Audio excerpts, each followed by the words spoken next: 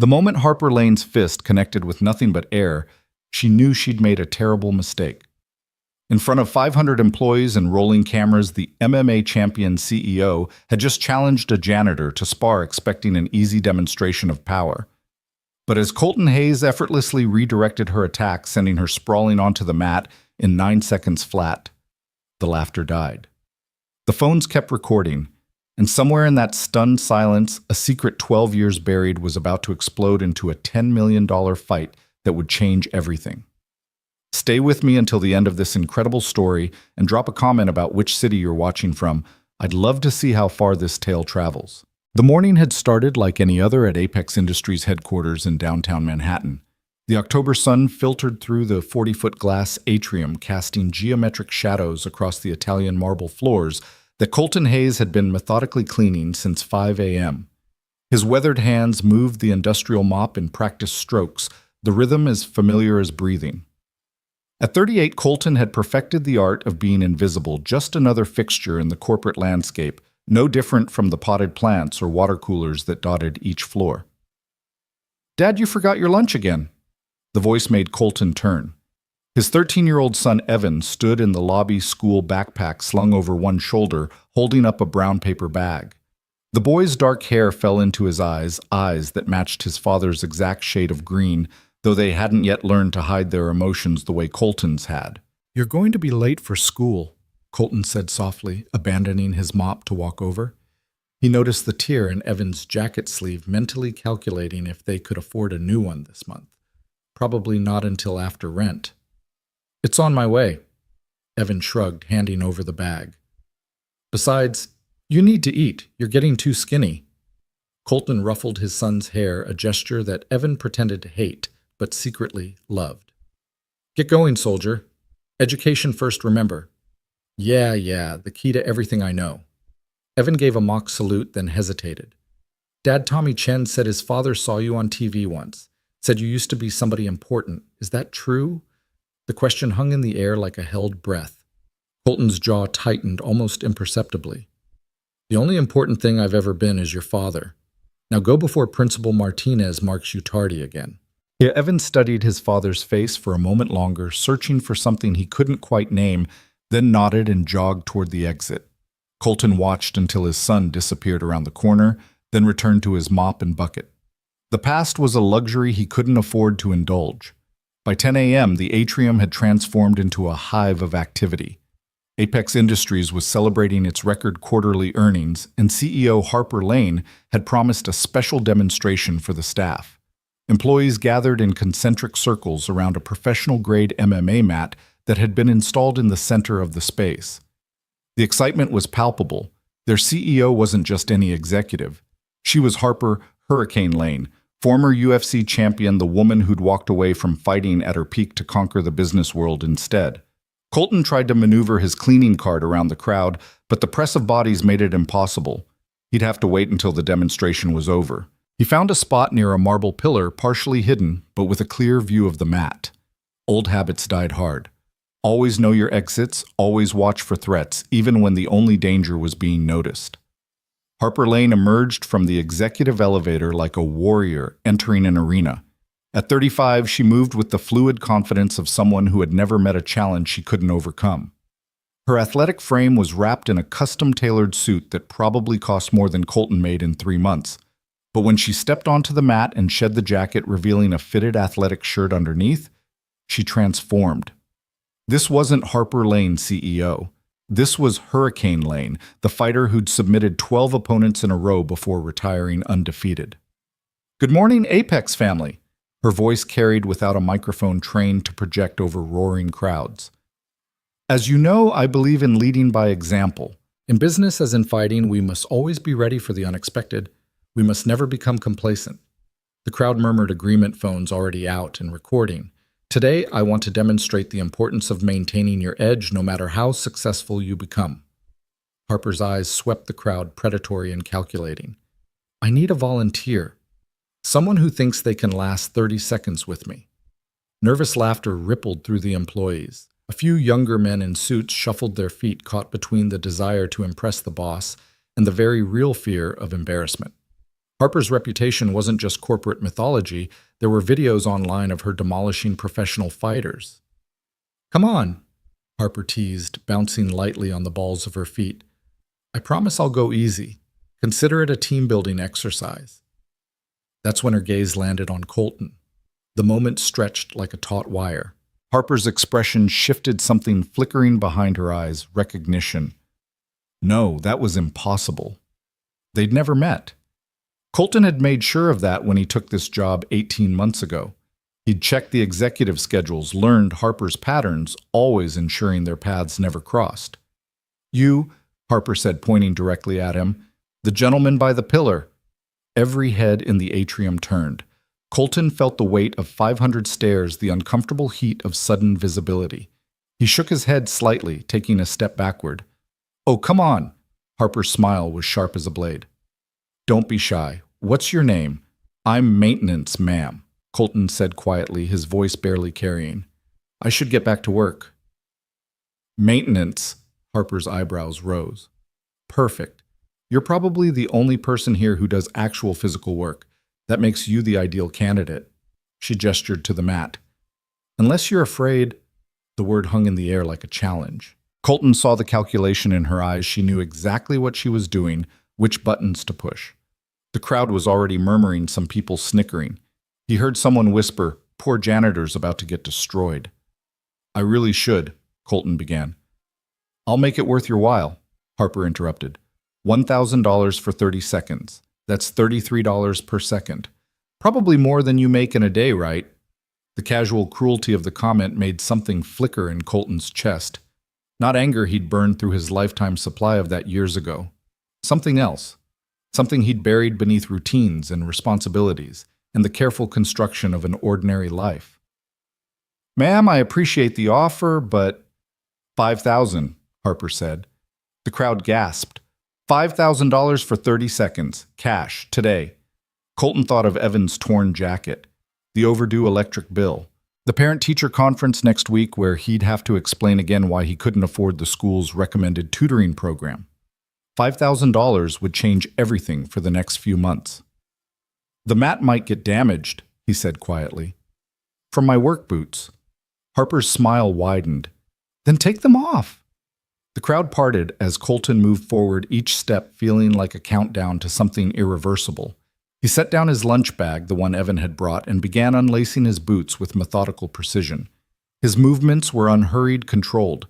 A few people laughed at his mismatched socks, one black, one navy blue. He didn't react. "What's your name?" Harper asked again as he stepped onto the mat. "Colton." "Well, Colton, have you ever been in a fight before?" The question almost made him laugh. Instead, he simply said, "A few." "Good. Then you know the rules. No strikes to the groin, no eye gouging, no biting. Everything else is fair game. If you can last 30 seconds, the money's yours. If you tap out or I put you down for a 3 count, you lose."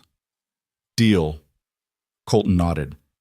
"Someone time this," Harper called out, settling into a fighter's stance. "Ready when you are, janitor." The word was meant to diminish, to remind everyone of the hierarchy. Colton let it wash over him like water. He'd been called worse by better. Someone yelled, "Start," and Harper moved. She came in fast, testing with a quick jab combination that would have dropped most amateur fighters. Colton shifted his weight, letting the punches sail past his movement, so minimal it looked almost accidental. Harper's eyes narrowed. She pressed forward with a leg kick that had ended professional fights. Colton checked it with his shin, the impact resonating through the atrium with a sound like a baseball bat hitting a tree. The crowd winced. Harper's expression shifted from amused to interested. "You've had some training," she said, circling him like a shark. Colton said nothing, keeping his hands low, his posture deliberately unthreatening. He wasn't here to fight. He was here to survive 30 seconds and collect money for his son. Nothing more. Harper feinted high and shot for a takedown, a double leg that had never failed her in competition. Her technique was flawless, explosive, perfectly timed. Colton sprawled. The defensive movement was pure muscle memory, his hips dropping back, legs spreading, wide hands controlling Harper's head and shoulder. It was the kind of sprawl that took years to perfect, the kind that separated amateurs from professionals. For a moment, Harper was stuck, her takedown, completely neutralized. The crowd had gone silent. Harper tried to chain into a single leg. Colton's balance shifted, his weight distribution adjusting in microscopic increments that kept him upright, stable, unmovable. His breathing hadn't even changed. "Who are you?" Harper hissed through gritted teeth, abandoning the takedown attempt and creating distance. "Nobody," Colton replied quietly. "Just need the money." Something flashed in Harper's eyes, frustration maybe, or wounded pride. She had a reputation to maintain, a legend to protect. She couldn't let some janitor make her look foolish in front of her entire company. She came in harder this time, throwing combinations with serious intent. Liver shot, head kick, spinning back fist techniques that had dropped champions. Colton moved like water, never quite where her strikes expected him to be. He wasn't fighting back, wasn't countering, just surviving with an economy of movement that was almost beautiful in its efficiency. 20 seconds, someone called out. Harper's frustration was becoming visible. She was Harper Lane. She was undefeated. She was not going to lose $5,000 to a janitor who wouldn't even fight back. She threw a haymaker, a wild, angry punch that betrayed everything her training had taught her. That's when Colton made his decision. Instead of simply evading, he redirected. His hand came up, gently guiding Harper's punch past his head, while his foot swept behind her lead leg. It was Aikido, not MMA, a martial art focused on using an opponent's force against them. Harper's momentum carried her forward as her leg was swept. She hit the mat hard, the impact driving the air from her lungs. The timer went off. 30 seconds. But Colton wasn't done. As Harper fell, he followed her down, his movement flowing like water finding its path. His hand was already in position, and before Harper could process what was happening, she was caught in a chokehold. Specifically, a rear naked choke perfectly applied. Her neck cradled in the crook of his elbow. The entire sequence had taken less than 2 seconds. The atrium erupted. People were screaming, phones capturing every angle. Harper's hands clawed at Colton's arm, but the choke was locked in with technical perfection. Her legs kicked, searching for leverage that wasn't there. Then, as suddenly as he'd applied it, Colton released the hold. He stood up, stepped back, and offered Harper his hand.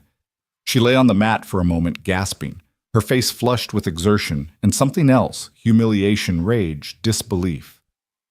When she looked up at Colton, really looked at him for the first time, her expression changed. The color drained from her face. "No," she whispered so quietly, only Colton could hear. "It can't be." Colton's expression remained neutral. "The 30 seconds is up. I'll take the check if that's acceptable. Or cash, like you said." Harper scrambled to her feet without taking his offered hand. The crowd was buzzing, phones still recording the moment, already being uploaded to social media. Harper's perfect record, her undefeated status, had just been shattered by a janitor in mismatched socks. "Everyone back to work!" Harper barked, her CEO voice cracking like a whip. "Show's over." But it wasn't over. Everyone knew it. The videos were already spreading. The mighty Harper Lane taken down by maintenance staff. It would be viral within the hour. Harper grabbed Colton's arm as he bent to put his boots back on. "We need to talk. Now, private." "I need to get back to work," Colton said calmly, lacing up his boots with the same methodical precision as before. "That wasn't a request." Harper's voice was low, dangerous. "My office. 10 minutes." She stormed off toward the executive elevator, leaving Colton standing on the mat. He picked up his lunch bag, the one Evan had brought, and noticed his hands were trembling slightly. Not from exertion or fear, but from something else. Something he'd thought he'd successfully buried. The ghost of who he used to be. Marcus Webb, Harper's chief operating officer, appeared at Colton's elbow. Marcus was everything Colton wasn't: smooth, polished, radiating the kind of confidence that came from never having faced real adversity. His smile was all teeth and no warmth. "That was quite the show," Marcus said, his tone suggesting he found the whole thing distasteful. "Where did maintenance learn to fight like that?" "Here and there," Colton replied, starting to push his cleaning cart away from the mat. "Here and there," Marcus repeated, chuckling. "You just humiliated the CEO in front of the entire company, and that's all you have to say." Colton stopped, turned to face Marcus directly. For just a moment, he let the mask slip. Marcus saw something in Colton's eyes that made him take an involuntary step backward, a glimpse of something dangerous, something that had been caged but never tamed. "I did what she asked," Colton said quietly. 30 seconds. Nothing more. She asked you to last 30 seconds, not to what defend myself when she tried to hurt me. Colton's voice remained level, but there was steel beneath the calm. She's the one who escalated. I just ended it without anyone getting hurt. Marcus's jaw worked like he was chewing on words he wanted to spit out. Finally, he said, "You don't know who you're messing with. Harper Lane doesn't forget, and she doesn't forgive." "Then we have something in common," Colton said, resuming his path with the cleaning cart. He made it 3 steps before Marcus called out, "She knows who you are, doesn't she? That's why she really called you up there." Colton didn't turn around, didn't acknowledge the question. He just kept pushing his cart, the squeaky wheel echoing through the atrium like a countdown to something inevitable. 10 minutes later, Colton stood outside Harper's office on the 40th floor. He'd never been this high in the building before. The executive level was a different world, all glass and chrome and abstract art that probably cost more than he'd make in a lifetime. Harper's assistant, a nervous-looking young man named David, gestured for him to go in. Harper's office was the size of most apartments, with floor-to-ceiling windows offering a panoramic view of Manhattan. She stood with her back to him, still in her workout clothes, an ice pack pressed to her neck where the choke had been applied. "Close the door," she said without turning around. Colton did, then waited. He'd learned long ago that silence was often more powerful than words.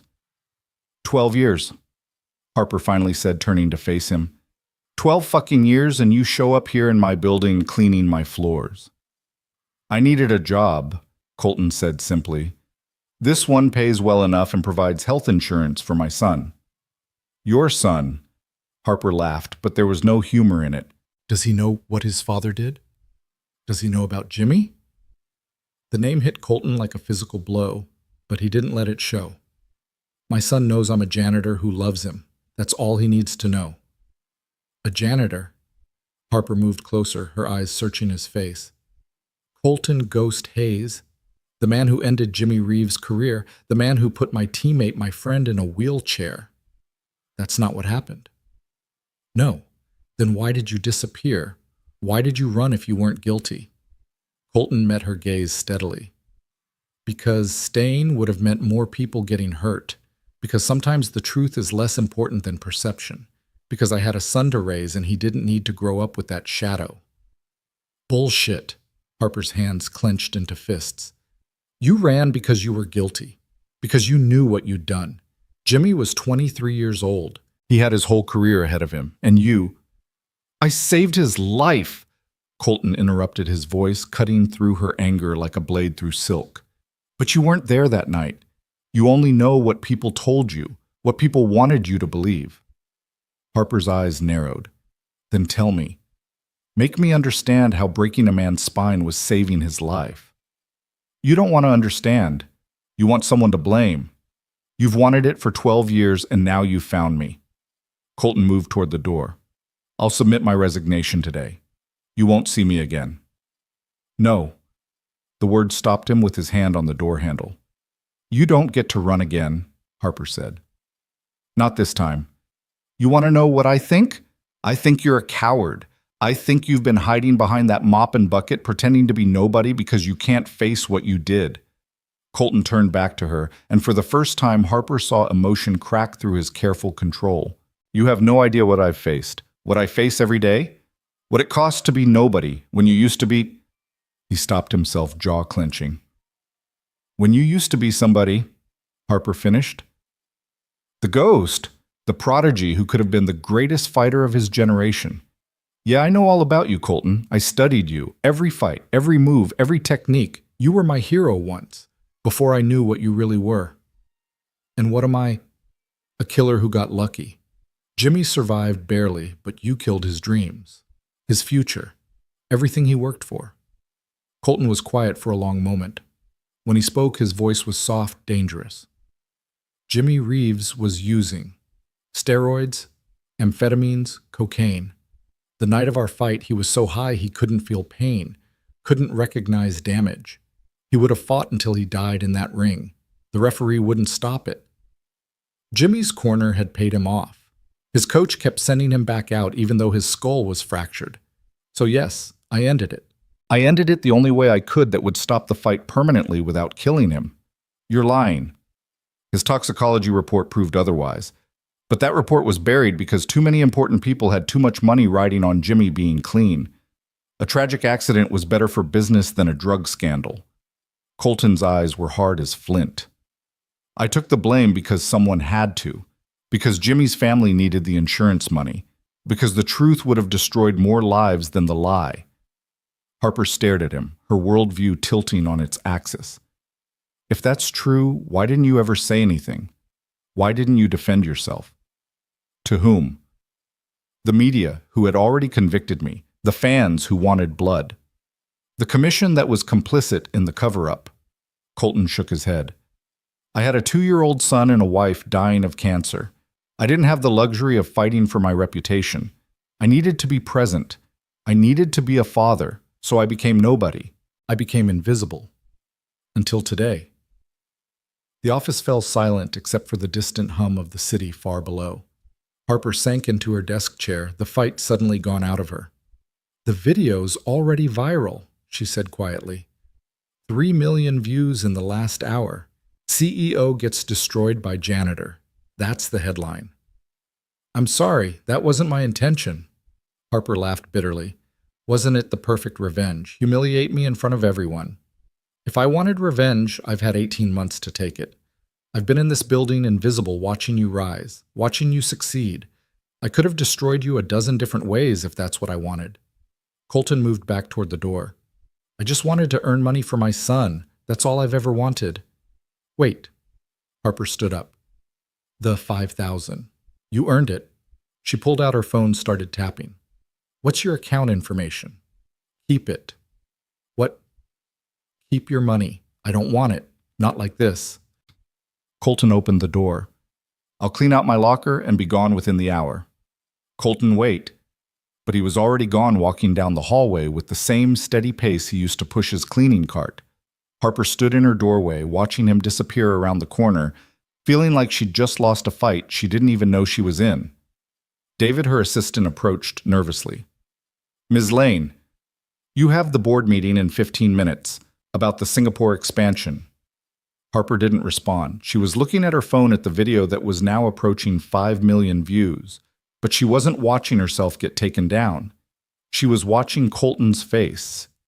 The careful control, the deliberate restraint, the moment when he could have really hurt her, but chose not to. Cancel it, she said suddenly. I'm sorry. Cancel the meeting. Cancel everything for the rest of the day. She went back into her office, her mind racing. And David, I need you to find everything you can about Colton Hayes. Everything. I don't care how deep you have to dig or how much it costs. Yes, ma'am. May I ask why? Harper was quiet for a moment, still staring at the video. Because I think I've been wrong about something for 12 years. And if I have, then I've just made a terrible mistake. Meanwhile, Colton was in the basement cleaning out his locker. It didn't take long, he'd never kept much there. A change of clothes, a few pictures of Evan, a worn paperback book he read during lunch breaks. He was folding his uniform when his phone buzzed. It was a text from Evan. Dad? There's a video of you fighting some lady going around school. Everyone's seeing it. Is that really you? Before Colton could respond, another text came through. Tommy Chen says his dad was right. You were somebody important. Why didn't you tell me? Then another kids are saying you're a badass. Is that true? And finally, are you in trouble? Are we going to have to move again? That last question hit Colton like a punch to the gut. Again. How many times had they moved? How many fresh starts that weren't really fresh, just the same, hiding in a different place? He texted back. Everything's fine. We'll talk when you get home. Love you. But everything wasn't fine. The carefully constructed anonymity he'd built was crumbling. By tomorrow, everyone would know who he was. The real question was, what would they do with that knowledge? His phone rang. Unknown number. He almost didn't answer, then thought it might be the school. Hello? Is this Colton Hayes? The voice was male, professional, unfamiliar. Who's asking? My name is Richard Steinberg. I'm a sports promoter. I've just seen the video of you and Ms. Lane. I have a proposition that I think you'll find very interesting. Not interested. Colton started to hang up. $10 million. Colton paused. What? A professional fight. You versus Harper Lane. $10 million purse winner takes all. The event would benefit veterans' charities. Given the viral nature of today's incident, I guarantee we could sell out Madison Square Garden. I said I'm not interested. Mr. Hayes, I know who you are. I know what happened 12 years ago. This is your chance to tell your side of the story, to clear your name, and to secure your son's future. The mention of Evan made Colton's grip tighten on the phone. Don't talk about my son. I apologize. But think about it. $10 million. Enough to pay for college, buy a house, never worry about money again. All for one fight, one chance to show the world who Colton Ghost Hayes really is. The answer is no. I'll give you 48 hours to reconsider. My number will be in your phone. Think about your son, Mr. Hayes. Think about what that money could mean for his future. The line went dead. Colton stood in the empty locker room holding his phone, feeling the weight of the past crushing down on him. 12 years of running, of hiding, of being nobody. And now in 9 seconds of redirected violence, it was all unraveling. He finished packing his things and headed for the exit. As he passed through the lobby, he saw a crowd gathered around someone's phone watching the video again. They fell silent as he passed, staring at him with a mixture of awe and uncertainty. The invisible man suddenly painfully visible. Outside, the October air was sharp with the promise of winter. Colton pulled out his phone and called the only person he could trust. Ray, it's me. Yeah, I know you've seen it. Everyone's seen it. He paused, listening. No, I'm not taking the fight. I'm done with that life. I just need you to watch Evan for a few days. Things might get complicated. Ray Martinez had been Colton's trainer once, back when he'd had a future in fighting. Now he ran a small gym in Brooklyn, teaching kids how to defend themselves and stay out of trouble. He was one of the few people who knew the truth about what happened 12 years ago. Colt, you can't run from this anymore. Ray's gravelly voice carried through the phone. That video's opened a door you can't close. Harper Lane's not going to let this go. You embarrassed her. I didn't mean to. Doesn't matter what you meant. What matters is what happens next. And brother, if you don't control the narrative, someone else will. They'll paint you as the villain again. Is that what you want Evan to see? Colton was quiet, watching the city move around him. Everyone focused on their phones, their lives, their problems. For 12 years, he'd been part of that anonymous flow. Now he was a disruption, a story, a viral moment that wouldn't fade. There's something else, Ray said. I got a call about an hour ago. Marcus Webb, Harper's COO. He was asking questions about you, about the old days, about Jimmy. What did you tell him? Nothing. But Colt, this guy's got resources. He's going to dig. And there are people who know things, people who might talk for the right price. Colton closed his eyes, feeling the walls closing in. What do you think I should do? I think you should consider the fight. Not for the money, though God knows you could use it, but for the chance to control your own story. To show Evan who his father really is, not who the world says you are. I'm not a fighter anymore, Ray. I'm a janitor, a father. That's it. You're a father who just took down an undefeated champion in 9 seconds. That's not nothing, brother. That's not nobody. After Colton hung up, he walked the 30 blocks to Evan's school.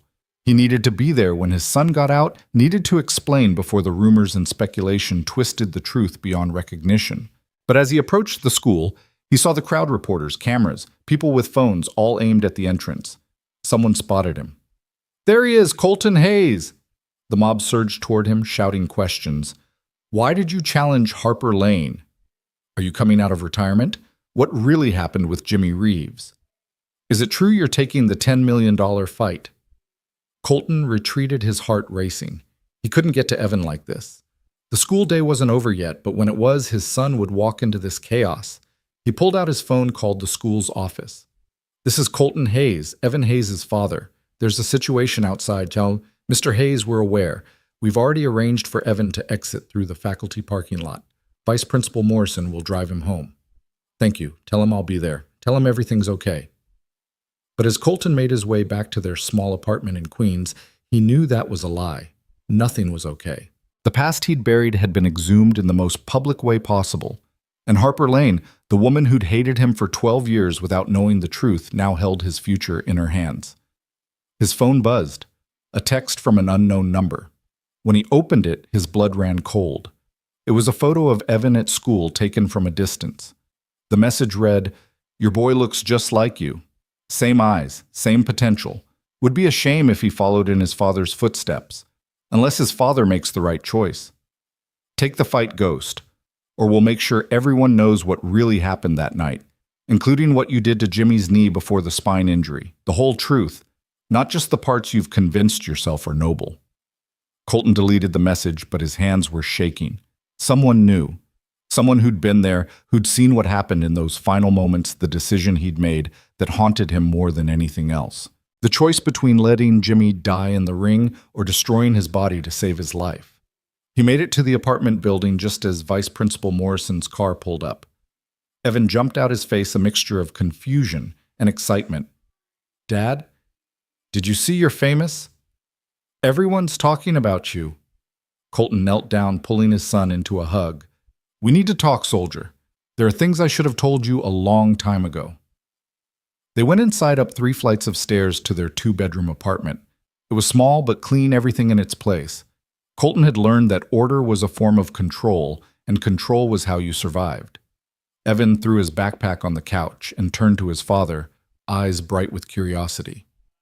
"So it's true you were a fighter, like a real fighter?" Colton sat down, gesturing for Evan to join him. "Yes. A long time ago, before you were born, I was a professional fighter. I was good at it." "Good, Dad, I looked you up. You were undefeated. 15 wins, 15 knockouts. They called you the Ghost." Evan's excitement dimmed slightly. "But then something happened. The websites all say you did something bad, that you hurt someone on purpose." "It's complicated, Evan. I'm 13, not 3. I can handle complicated." Colton looked at his son, really looked at him. When had he gotten so tall? When had his voice started changing? How much of his childhood had Colton missed while trying to protect him from the past? "There was a fight," Colton began slowly. "My last fight, against a man named Jimmy Reeves. Something went wrong. He got hurt badly, paralyzed. Everyone blamed me." "Did you do it on purpose?" "No, but I did hurt him. I had to make a choice between letting him die or stopping him in a way that would make sure he couldn't continue. I chose to stop him." "So you saved his life?" "It's not that simple.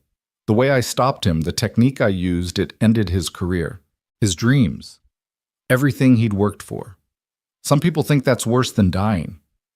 Evan was quiet for a moment, processing. Then he asked, "Is that why we move so much? Why you never talk about Mom? Why you work as a janitor, even though you could probably be a coach or trainer or something?" The questions hit Colton in rapid succession, each one a small wound. "Yes, to all of that. I wanted to give you a normal life, a safe life, away from all of that. But it found us anyway." "Yeah," Colton admitted. "It did." "So what happens now?" Before Colton could answer, there was a knock at the door. They both froze. Nobody ever knocked on their door. Nobody was supposed to know where they lived. Colton moved Evan behind him and approached the door cautiously. "Who is it?" "Mr. Hayes. My name is Sarah Kim. I'm a documentary filmmaker. I'd like to talk to you about telling your story." "Not interested." Colton started to move away from the door. "I have information about that night. Security footage that was supposedly destroyed. It shows what really happened in Jimmy's corner between rounds. It shows his coach injecting him with something." Colton stopped. That footage could change everything. It could prove what he'd been saying for 12 years. "How do I know you're telling the truth?" An envelope slid under the door. Inside was a single photograph, grainy but clear enough. It showed Jimmy's corner, his coach holding a syringe, the referee, looking away, money changing hands in the background. "This is just one frame," Sarah Kim said through the door. "I have the whole video, but I need your cooperation, your side of the story, the truth." Evan picked up the photo, studied it. "Dad, this could fix everything. You could clear your name." Colton looked at his son, at the hope in his eyes. For 12 years, he'd carried the weight of being the villain in everyone's story. Maybe it was time to tell his own. Give me your card, he said through the door. I'll think about it. A business card slid under. Colton picked it up, noticed the production company was legitimate, well known for serious documentaries. There's something else, Sarah Kim said. Harper Lane's people reached out to me an hour ago. She wants to tell her side of the story too, about today, about the past, about Jimmy. If you don't participate, she'll control the narrative. Again. After she left, Colton and Evan sat in silence. Finally, Evan said, "You should do it. The documentary, the fight, all of it." Evan, "No, Dad, listen. My whole life you've been hiding. We've been hiding. I didn't even know who you really were until today. And you know what? I'm proud of you. Not because you were some great fighter, but because you gave that up to raise me. Because you took the blame to protect people. Because even today when that woman tried to hurt you, you were gentle. You stopped her without really hurting her." Colton felt tears threatening push them back. "You don't understand what you're asking. If I do this, if I step back into that world, everything changes. The quiet life we've built was never real," Evan interrupted. "It was just hiding. And I'm tired of hiding, Dad. I'm tired of being the kid whose father is nobody. I want them to know who you really are. I want to know who you really are." Colton's phone rang. Harper's name on the screen. He answered. "Ms. Lane, we need to meet, tonight. Neutral ground. There's a coffee shop on 42nd and Lex. 1 hour." "I don't think that's a good idea." "I know about the threatening text, about the photo of Evan. Marcus sent it. He's got his own agenda, his own secrets from that night. If we don't handle this correctly, we're both going to burn, and your son's going to get caught in the fire." Colton looked at Evan, who was watching him intently. 1 hour. "And Colton, I'm sorry, for today, for everything. I didn't know." "Nobody ever does," he said, and hung up. The coffee shop on 42nd and Lexington was nearly empty when Colton arrived 15 minutes early out of habit. He chose a corner booth with clear sight lines to both exits, ordered black coffee he didn't intend to drink, and waited. The place smelled of burnt espresso and industrial cleaner, reminding him of countless late-night diners where fighters would gather after training, telling stories about glory days that probably never existed the way they remembered them. Harper arrived exactly on time, having traded her athletic wear for jeans and a Yankees cap pulled low. She slid into the booth across from him, and for a moment they just stared at each other, two fighters sizing up an opponent, except neither was sure if they were enemies anymore. "You look different," Harper said finally, "without the janitor uniform." "You look different without 500 employees watching," Colton replied. She almost smiled at that, then caught herself. "I've spent the last 3 hours reading everything I could find about you. The real stuff, not the tabloid garbage. Ray Martinez gave me an earful about what really happened that night. Ray talks too much.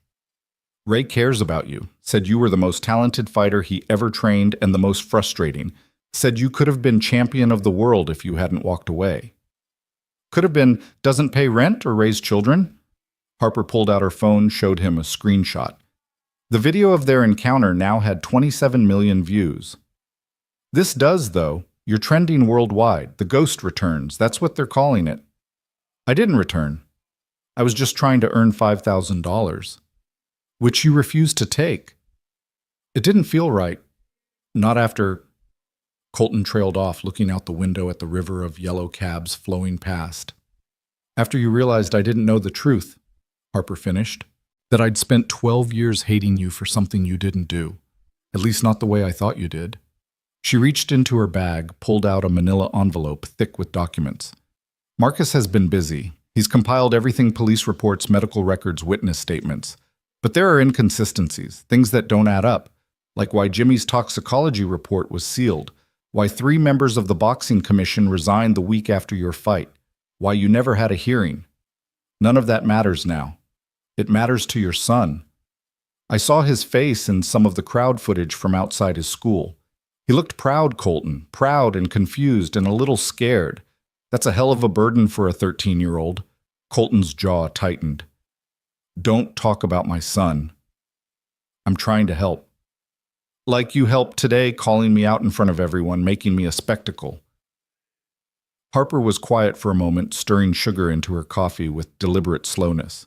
"I recognized you the moment I saw you by that pillar. I've known you worked in my building for 3 months. Colton straightened. "What?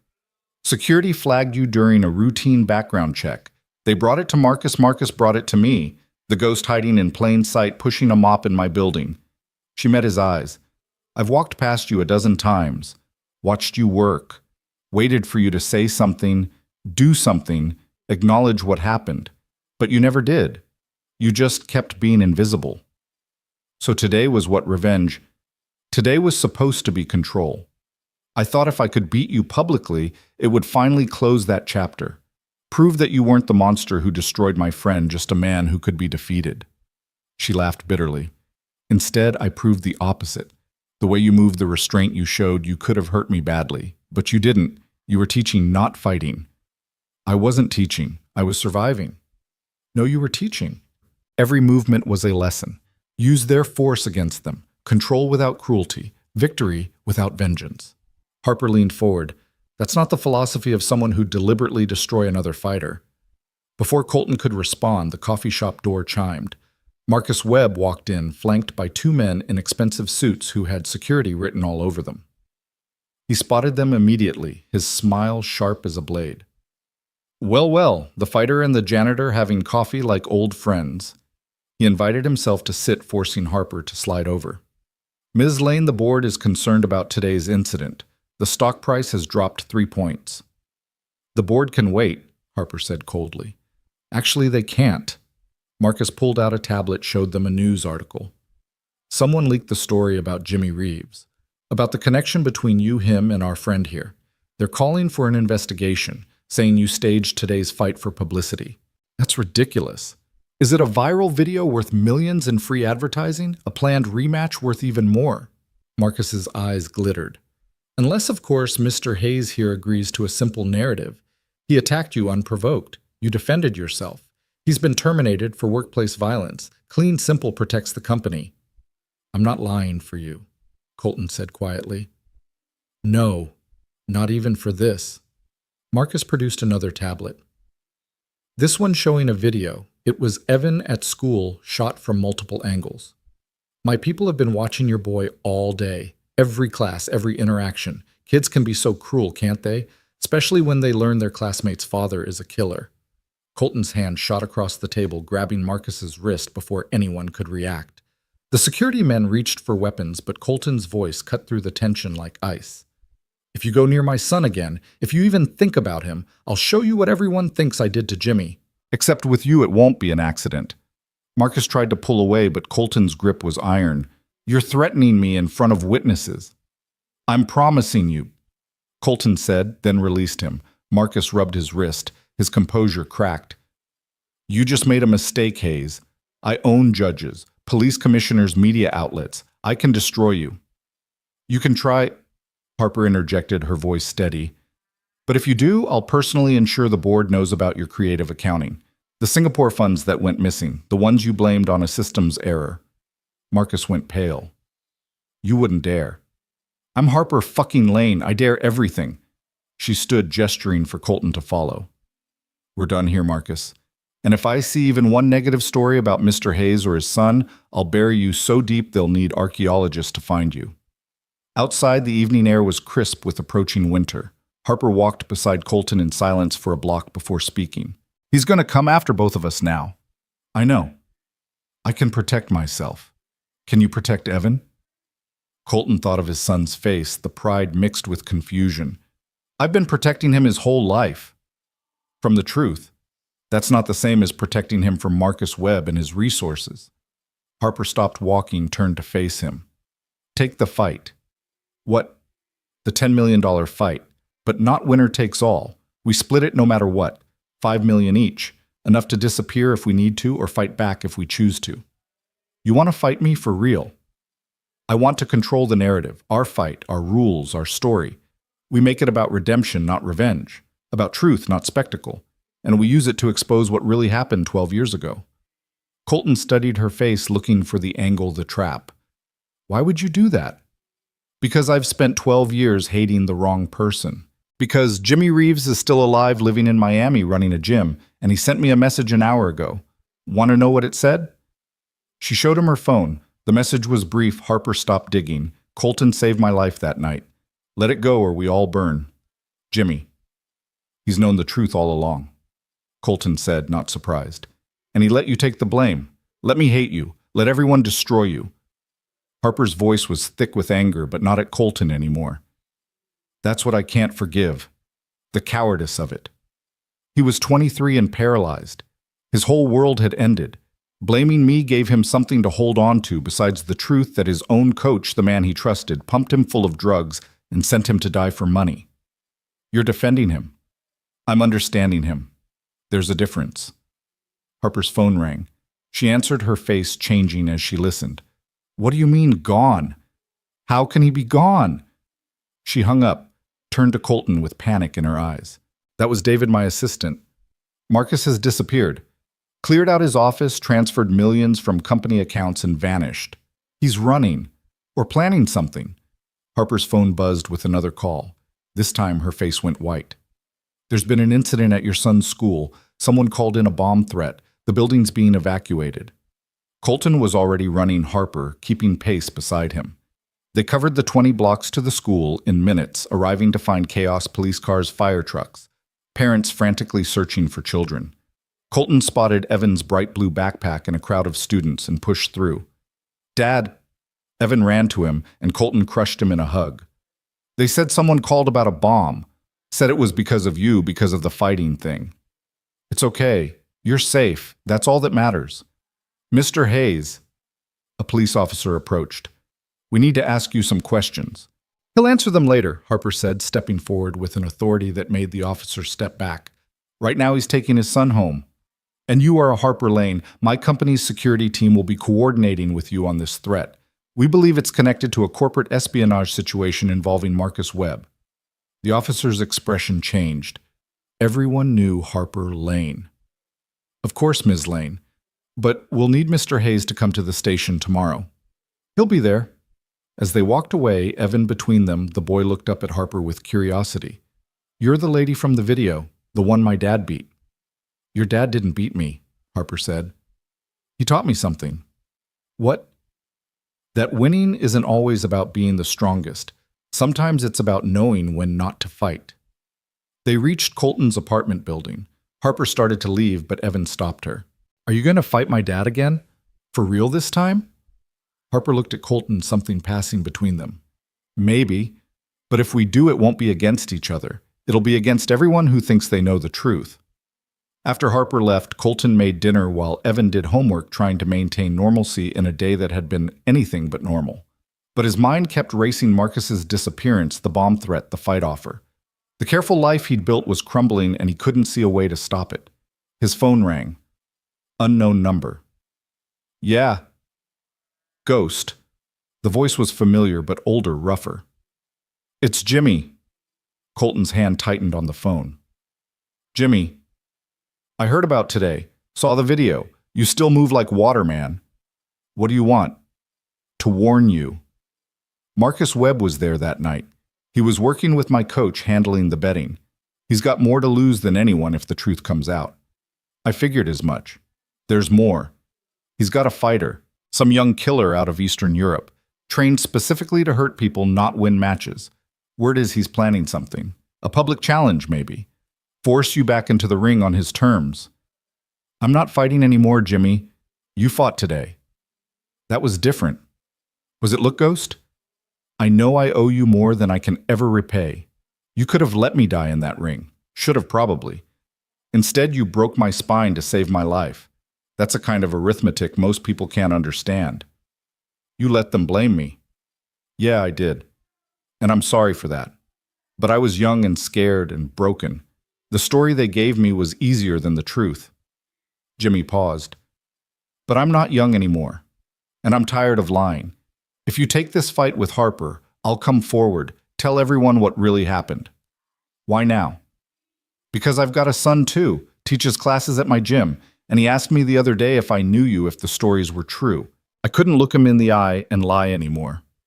After Jimmy hung up, Colton sat in the dark living room watching the city lights through the window. Evan had fallen asleep on the couch doing homework, and Colton covered him with a blanket, studied his face. So young still, but forced to grow up fast by a father who'd been running from shadows. His phone buzzed with a text from Harper, press conference tomorrow 2 p.m. Apex Industries. We control the narrative or it controls us. Your choice. Colton looked at his sleeping son at the small apartment that had been their shelter at the uniform he'd never wear again. The ghost had been buried for 12 years. Maybe it was time to let him rise. The next morning came too soon. Colton woke to find Evan already dressed making breakfast. I'm coming with you, Evan said before Colton could speak. To school. To the press conference. Mom would have wanted me to support you. The mention of his late wife stopped Colton cold. They rarely talked about Maria, the woman who'd stood by him through the controversy, who'd believed in his innocence even when he doubted himself. Your mother was brave, Colton said carefully. Braver than me. She also knew how to fight. You taught her, didn't you, before she got sick? How did you? I found videos. On an old USB drive. You and Mom training together. She was good. She was better than good. She understood that fighting wasn't about violence. It was about protection. About standing up when standing up was hard. Like now. Yeah, Colton admitted. Like now. They took the subway to Apex Industries, finding a media circus outside the building. Hundreds of reporters, cameras, crowds of people holding signs, some supporting Harper, some supporting Colton, most just there for the spectacle. Mr. Hayes, Mr. Hayes. Reporters surged toward them. Are you taking the fight? Is it true Marcus Webb threatened your son? What really happened with Jimmy Reeves? Colton pulled Evan close, pushed through the crowd. Security guards Harper had sent were waiting, creating a pathway into the building. The press conference was being held in the same atrium where everything had started. The mat was gone, replaced by a small stage with 2 podiums. Harper was already there, looking every inch the CEO in a power suit that probably cost more than most people's cars. You came, she said simply. My son insisted. Harper looked at Evan, and something in her expression softened. You look like your father, but you have your mother's eyes. You knew my mom. I knew of her. She wrote me once after your father disappeared. Told me I was wrong about him. I didn't listen. I should have. Before Evan could respond, the lights came on, cameras started rolling. Harper took the podium with the confidence of someone used to commanding attention. Yesterday, a video went viral showing an encounter between myself and one of our maintenance staff, Colton Hayes. That video has been viewed 50 million times and spawned countless questions, rumors, and speculation. Today, we're here to set the record straight. She paused, letting the moment build. Colton Hayes is not just a janitor. He's a former professional fighter who left the sport under controversial circumstances 12 years ago. I called him onto that mat yesterday because I recognized him, because I wanted answers to questions I'd been carrying for over a decade. The crowd murmured, phones recording every word. What I discovered was that I'd been wrong. The man I thought was a villain was actually a hero. The man I thought destroyed my friend actually saved his life. And the story we've all believed for 12 years was a lie designed to protect powerful people who profited from that lie. Ms. Lane, a reporter shouted. Are you saying the Jimmy Reeves incident was covered up? I'm saying that the truth is more complex than what was reported, and that Colton Hayes deserves the chance to tell his side of the story. She stepped back, gesturing for Colton to take the podium. He approached slowly, unused to being the center of attention, feeling the weight of hundreds of eyes and cameras. I'm not good at speeches. He began, his voice quiet but steady. I'm better with actions than words. For 12 years, I've let my actions speak, raising my son, working hard, staying quiet. But silence has a cost, and my son has been paying it. He looked at Evan, who nodded encouragingly. 12 years ago, I made a choice in a boxing ring. A fighter named Jimmy Reeves had been drugged by his own corner. He couldn't feel pain, couldn't recognize damage. He was going to fight until he died. The referee had been paid to let it happen. So I ended it the only way I could, with a technique that would stop the fight permanently. It paralyzed Jimmy, but it saved his life. The room erupted with questions, but Colton raised his hand for silence. I took the blame because the truth would have destroyed more lives than the lie. Jimmy needed his insurance, his family needed closure. The sport needed to avoid a scandal, so I disappeared, became nobody, until yesterday. Mr. Hayes, another reporter. Will you accept the $10 million fight against Miss Lane? Colton looked at Harper, saw her slight nod. Yes, he said, and the room exploded. But not for the reasons you think. This fight isn't about revenge or money or proving who's better.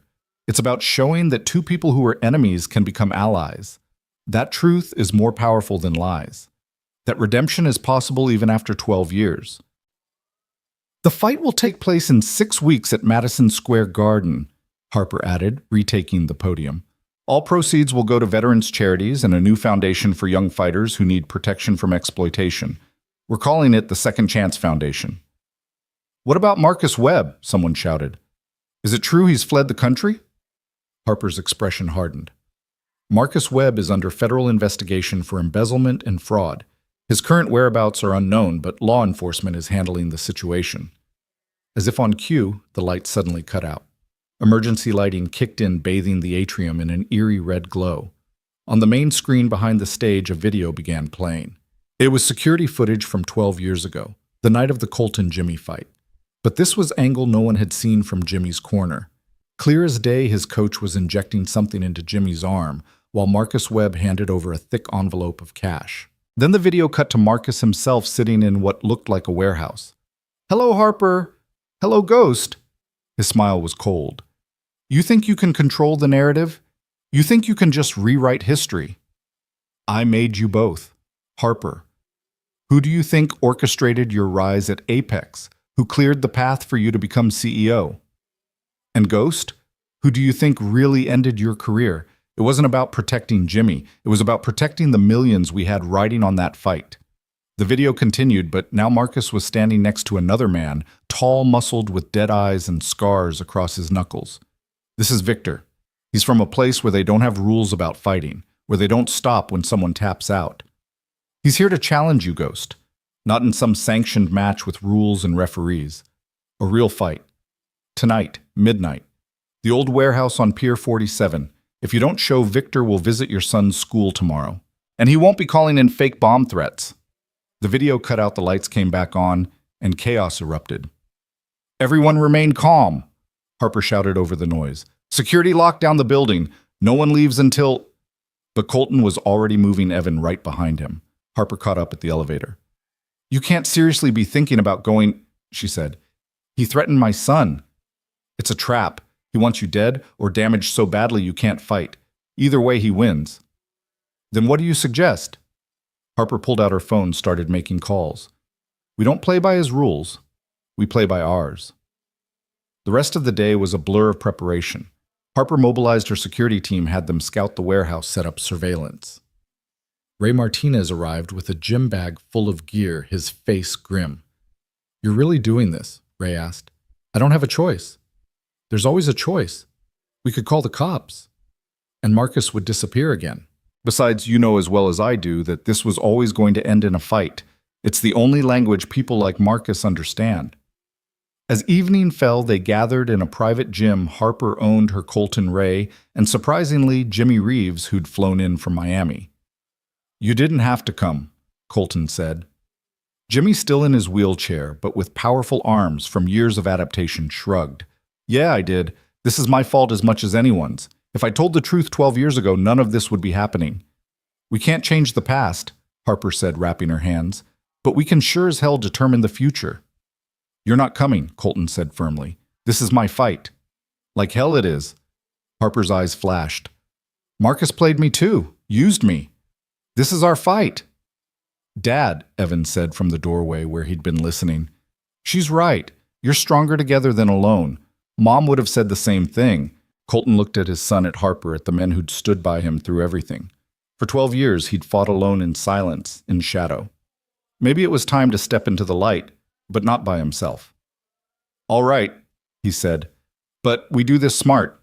Marcus thinks he's setting a trap. He doesn't realize he's walking into one."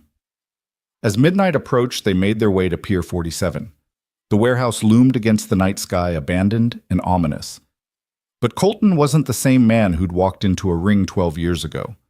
He wasn't fighting for glory or money or even survival.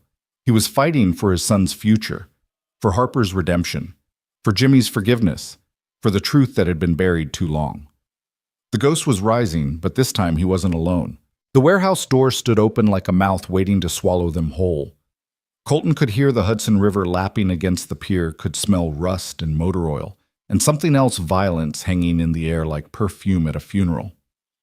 Harper walked beside him, her jaw set with determination that reminded him why she'd been undefeated in her own career. "Security teams are in position," she said quietly, touching the nearly invisible earpiece she wore. "Whatever happens in there, we're not alone." "Marcus doesn't know that," Colton replied, studying the shadows beyond the doorway. "He's counting on my pride, thinking I'll come alone." "Would you have if I hadn't insisted?" "Probably." He glanced at her. Old habits. They entered together, their footsteps echoing in the vast space. The warehouse had been abandoned for years, its skeleton of steel beams and broken windows creating a cathedral of decay. In the center, under a ring of industrial lights that shouldn't have been working, Marcus Webb waited with his fighter. Victor was even more imposing in person, 6'5", maybe 260, with the kind of muscle that came from violence, not gyms. His face was a roadmap of scar tissue, his hands wrapped in tape that was already spotted with blood, though he hadn't fought yet. "Just the two of you, say?" Marcus called out, his voice carrying across the space. "How disappointing. I expected more drama." "You want drama." Harper stepped forward. "How about this? The FBI is already freezing your accounts. The board has voted to prosecute you for embezzlement. And that little video stunt you pulled, it's been traced back to your IP address. You're done, Marcus." Marcus laughed, the sound bouncing off the walls like broken glass. "Done.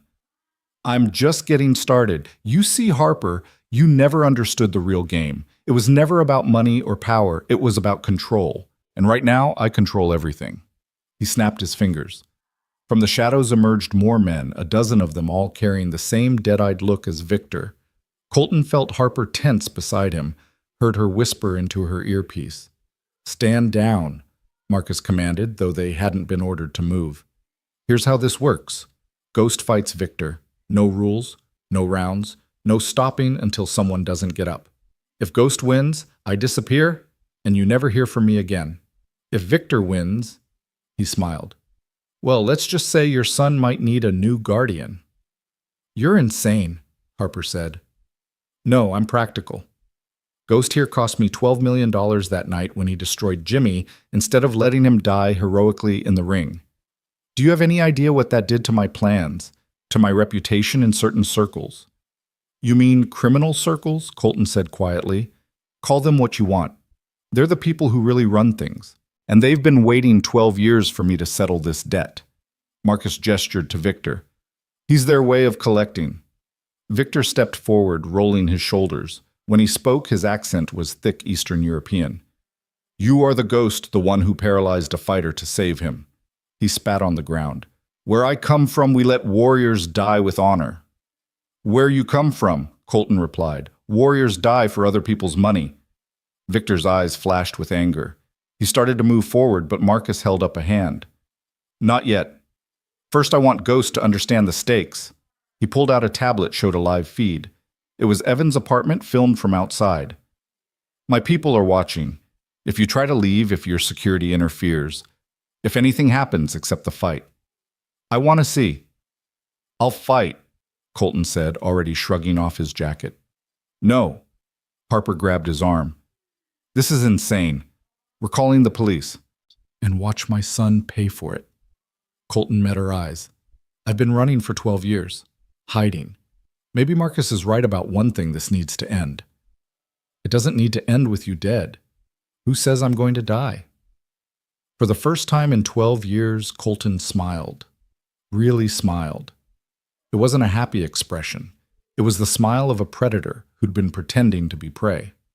"You forget, Harper, I've never lost a fight." "You've never fought someone like Victor," Marcus interjected. "He's killed 3 men in unsanctioned matches. He's not bound by your American rules, your sense of fair play."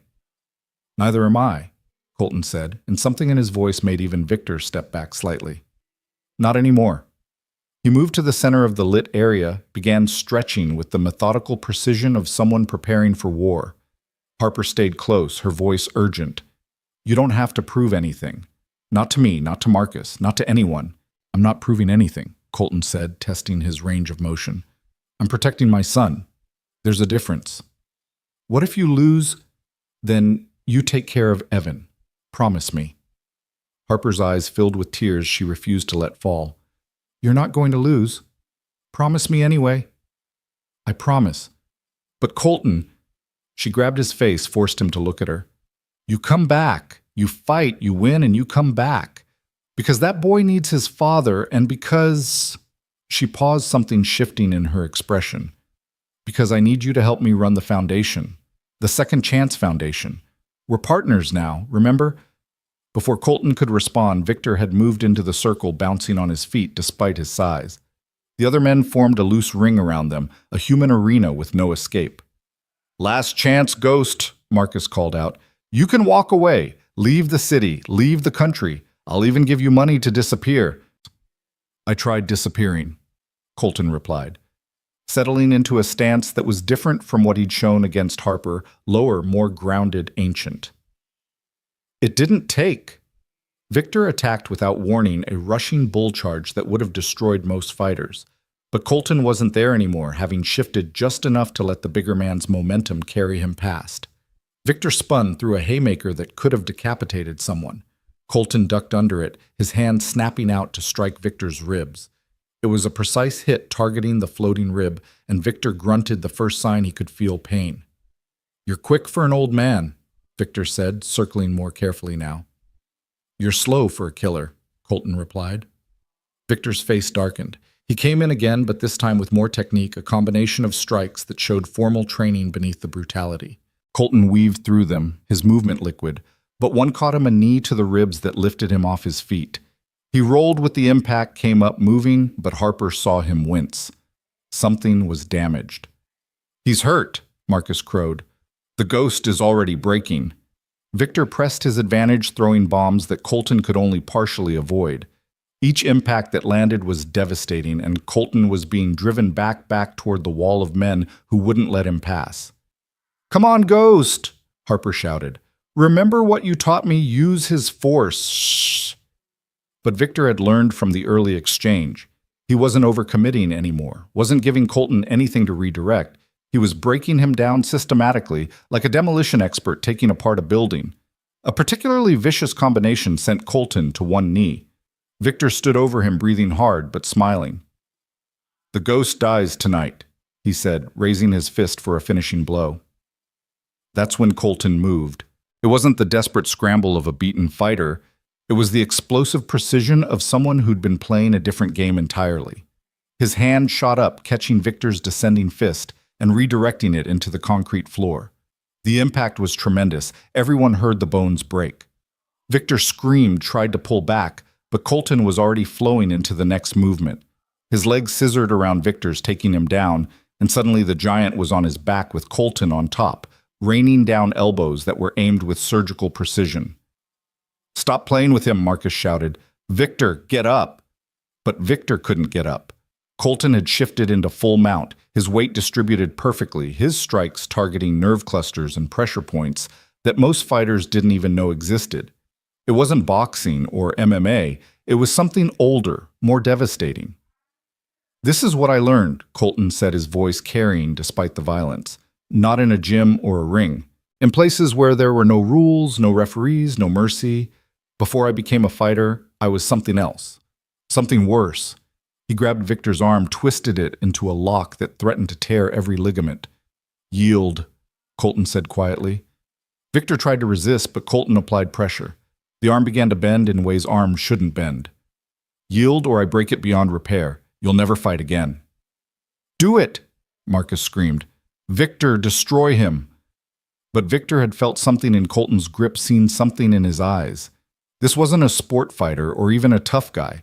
This was someone who'd learned violence in places where losing meant dying. I yield, Victor gasped. Colton immediately released him, stood up, stepped back. The warehouse was silent except for Victor's labored breathing. No. Marcus pulled out a gun, pointed it at Colton. You don't get to win, not again. The shot was impossibly loud in the enclosed space. But Colton wasn't where the bullet went. He'd moved the instant he saw Marcus's hand twitch old instincts from a life before fighting, before Evan, before everything. Harper had moved too, and her thrown shoe caught Marcus in the face just as he tried to track Colton for a second shot. The gun went flying, skittering across the concrete. Then the warehouse erupted. Harper's security team burst in from multiple entrances, weapons drawn, shouting commands. The FBI followed seconds later. Apparently, Harper's call about Marcus's location had been taken seriously. Marcus tried to run, but found Jimmy Reeves blocking his path in his wheelchair. "Hello, Marcus," Jimmy said calmly. "Remember me. The fighter you tried to kill for money." "Get out of my way, cripple." Jimmy smiled. "That's the thing about being in a wheelchair for 12 years. You develop really strong arms." He reached out, grabbed Marcus's leg, and yanked. Marcus went down hard, his head hitting the concrete with a sound like a dropped melon. He didn't get back up. As the FBI cuffed an unconscious Marcus and his men, Colton found himself sitting on the floor, exhausted. Harper sat beside him. Her designer suit ruined her hair a mess, looking more beautiful than he'd ever seen her. "You lied," she said. "About what?" "About being just a janitor, about being nobody. That fighting style that wasn't MMA, that wasn't boxing." Colton was quiet for a moment. "Before I was a fighter, I was a soldier, special operations, places that don't officially exist doing things that never officially happened. When I came home, fighting was therapy, a way to use the violence for something clean, something with rules. And then Jimmy happened, and then Jimmy happened, and I became nobody because nobody was safer than what I used to be." Harper leaned against his shoulder. "You're not nobody. You never were." "Dad?" Evan broke through the police line, ran to his father. Colton caught him, held him tight, felt the boy's tears on his shoulder. "I'm okay," Colton whispered. "Everything's okay. I saw it on the news. They said you were fighting some killer. I thought—" Evan pulled back, looked at his father with eyes that were too old for 13. "I thought I was going to lose you too." "Not a chance, soldier. I made a promise to your mom. I plan to keep it." Ray Martinez approached, shaking his head. "In all my years training fighters, I've never seen anything like that. Where the hell did you learn to fight like that?" "Different life," Colton said simply. "One I thought I'd left behind." "Maybe you can't leave things behind," Harper said. "Maybe you can only transform them into something better." The next 6 weeks passed in a blur of training and media attention. The story of Marcus Webb's arrest, the revealed truth about the Jimmy Reeves fight, and the upcoming bout between Harper and Colton had captured the world's imagination. Not as a grudge match, but as something else, a demonstration of redemption, forgiveness, and the power of truth. They trained together, pushing each other, learning from each other. Harper improved her ground game under Colton's tutelage, while he remembered what it felt like to fight for joy rather than survival. Evan was there every day after school, wrapping hands, holding pads, becoming part of something larger than himself. Jimmy Reeves became a regular presence, using his platform to tell the truth about that night 12 years ago. The Boxing Commission reopened the investigation, several officials were indicted, and Colton's name was officially cleared. 3 days before the fight, Sarah Kim released her documentary. The security footage she'd obtained showed everything Marcus paying off officials. Jimmy's coach injecting him with a cocktail of drugs, the referee deliberately ignoring obvious signs of distress. But more importantly, it showed Colton's face in those final moments, the anguish of a man forced to make an impossible choice. "You saved my life," Jimmy said at the premiere, addressing Colton publicly for the first time. "You sacrificed everything to save someone who didn't deserve it. I can never repay that, but I can try to make it right." The night of the fight, Madison Square Garden was electric. 20,000 people packed the arena, with millions more watching worldwide. The purse had grown to 15 million, with both fighters pledging their shares to the Second Chance Foundation. In the locker room, Colton sat with Evan, both of them quiet. "You nervous?" Evan asked. "Terrified," Colton admitted. "Why? You've beaten her before." "This is different.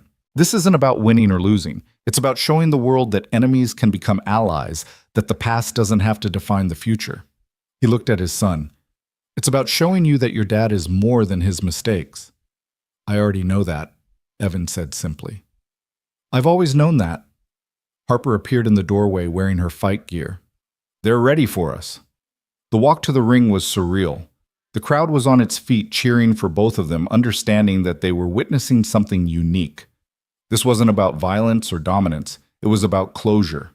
They met in the center of the ring, the referee between them. "I want a clean fight," he said. "Protect yourselves at all times. Touch gloves." They did, and Harper whispered, "Thank you." "For what?" "For coming back, for fighting, for showing me who you really are." The bell rang and they began to move. But this wasn't the desperate survival of their first encounter, or the brutal violence of the warehouse. This was art.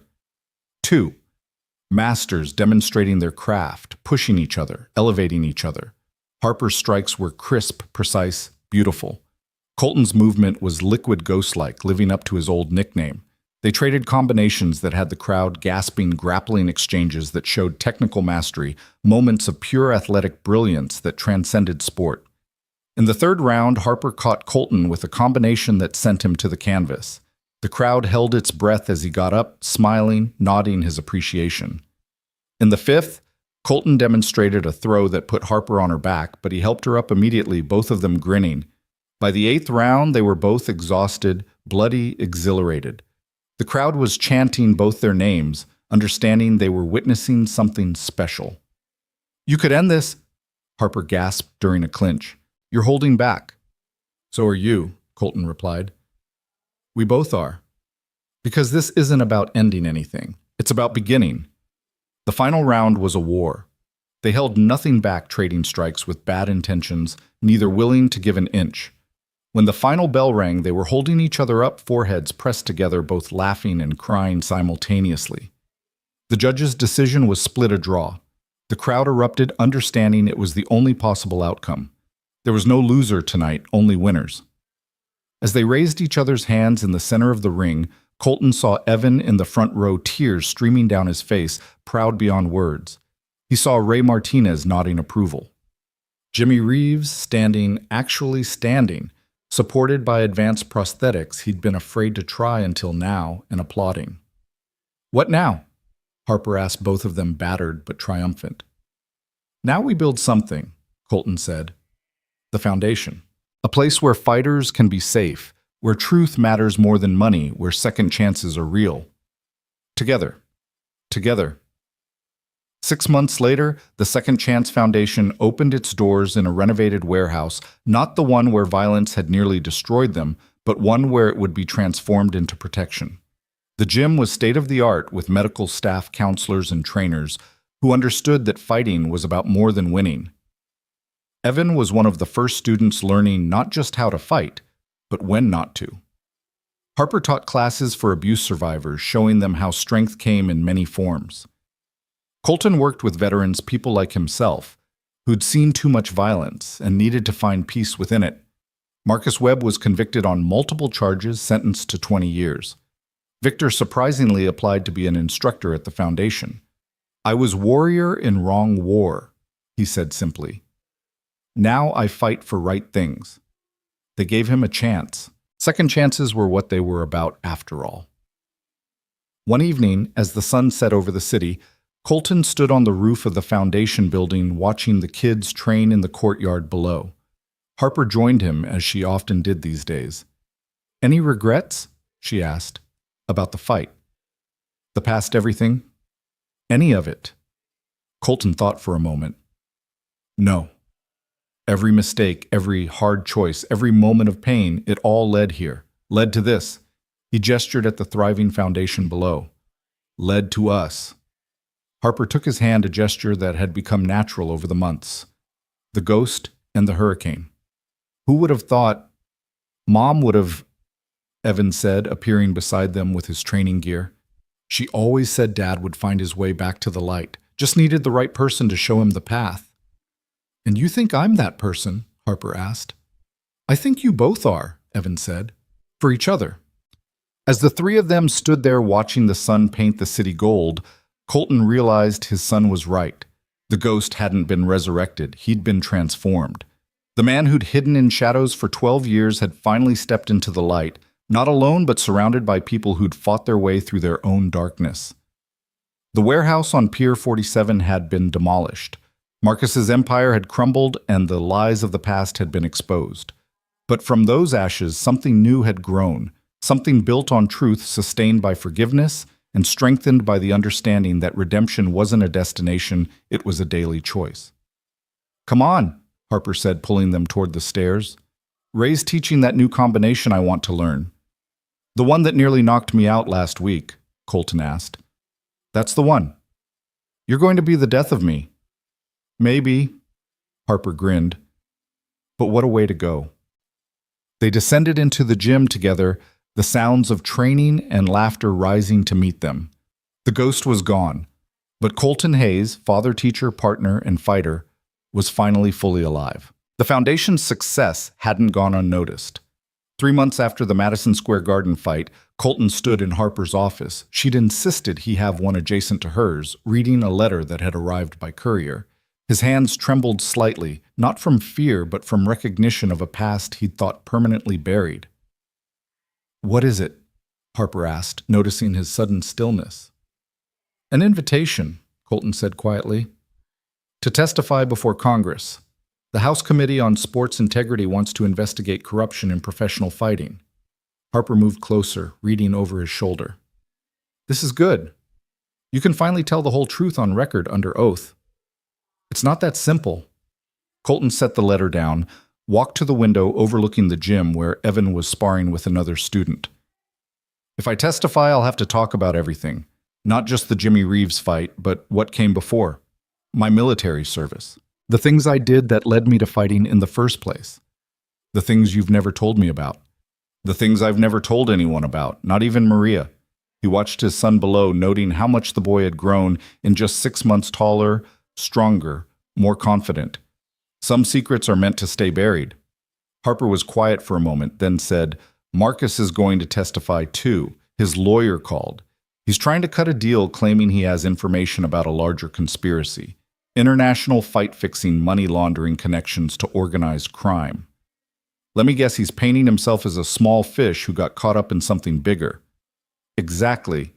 And he's suggesting you were part of it. That the Jimmy Reeves incident was staged to manipulate betting odds." Colton turned from the window, his expression hard. "He's lying. I know that. You know that. But a congressional committee looking for headlines might not care about the truth as much as the story." Before Colton could respond, Ray Martinez burst through the door, his face flushed with urgency. "We've got a problem," Ray said. "There's a kid downstairs, 16 years old, beaten half to death. Says he knows you, Colt. Says you saved his father's life in Afghanistan." Colton was already moving, Harper following. They found the boy in the Foundation's medical room, their on-staff doctor treating numerous contusions and what looked like defensive wounds. The kid was Middle Eastern thin with eyes that had seen too much. "You're the ghost, boys," the boy said when he saw Colton. "My father showed me pictures. You pulled him out of a burning building in Kandahar, 2009. Colton studied the boy's face, saw familiar features. "Rashid, your father was our translator. Is he dead 3 weeks ago? They said it was a robbery, but it wasn't." The boy winced as the doctor cleaned a particularly deep cut. "The same people who are after me now. They wanted something my father had. Documents. Proof." "Proof of what?" "That American military contractors were selling weapons to insurgents. That fights were being fixed to launder the money. That someone named Marcus Webb was the connection between the military contracts and the fighting world." Harper and Colton exchanged glances. This was bigger than they'd imagined. "Where are these documents?" Harper asked. "Safe. Hidden. My father said if anything happened to him, I should find the ghost. Said you were the only one he trusted." The boy reached into his jacket, pulled out a flash drive. "This is just a sample. The rest is in a safety deposit box. But I need protection. They've already tried to kill me twice."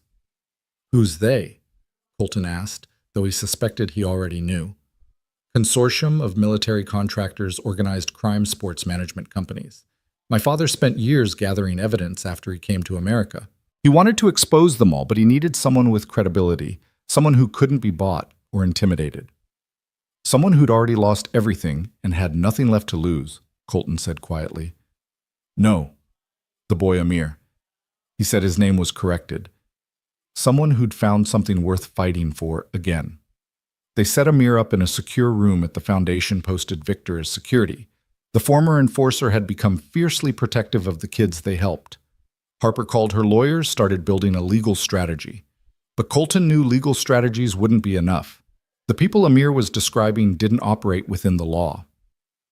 That night, as Colton was helping Evan with homework, his son asked, "Is it true what that kid said about you saving his father in Afghanistan? How did you—" "I was listening. I'm getting good at that. Mom used to say I inherited your ability to be invisible when I wanted to be." Colton set down the math textbook. "Yes, it's true. Were there others? People you saved. Some, not enough. Is that why you became a fighter, to save people a different way?" The question was so perceptive, it took Colton's breath away. "Maybe. I never really thought about it like that. Mom did. She left journals. I've been reading them." Evan pulled out a worn notebook, his mother's handwriting visible on the pages. "She wrote about how you needed to fight because you needed to save people, but the only person you couldn't save was yourself." Colton took the journal with trembling hands, recognized Maria's writing immediately. He read the passage Evan had marked, "Colton carries ghosts." Not just the ghosts they call him in the ring, but real ghosts. People he couldn't save, choices he had to make, violence he had to commit in service of something greater. He fights because in the ring the violence has rules, has purpose, has honor. It's his way of making peace with the chaos he's seen. I pray that one day he finds actual peace, not just the temporary kind that comes between bells. "She understood you," Evan said simply. "Better than you understood yourself." "She always did." Colton handed back the journal. "Your mother was the smartest person I ever knew." "Harper's smart too." "Yes, she is. She looks at you the way Mom used to, like she sees all of you, not just the parts you show the world." Before Colton could respond to that observation, his phone rang. Unknown number, but something made him answer. "Hello, Ghost." The voice was electronically distorted, impossible to identify. "You have something that belongs to us." "I have a lot of things.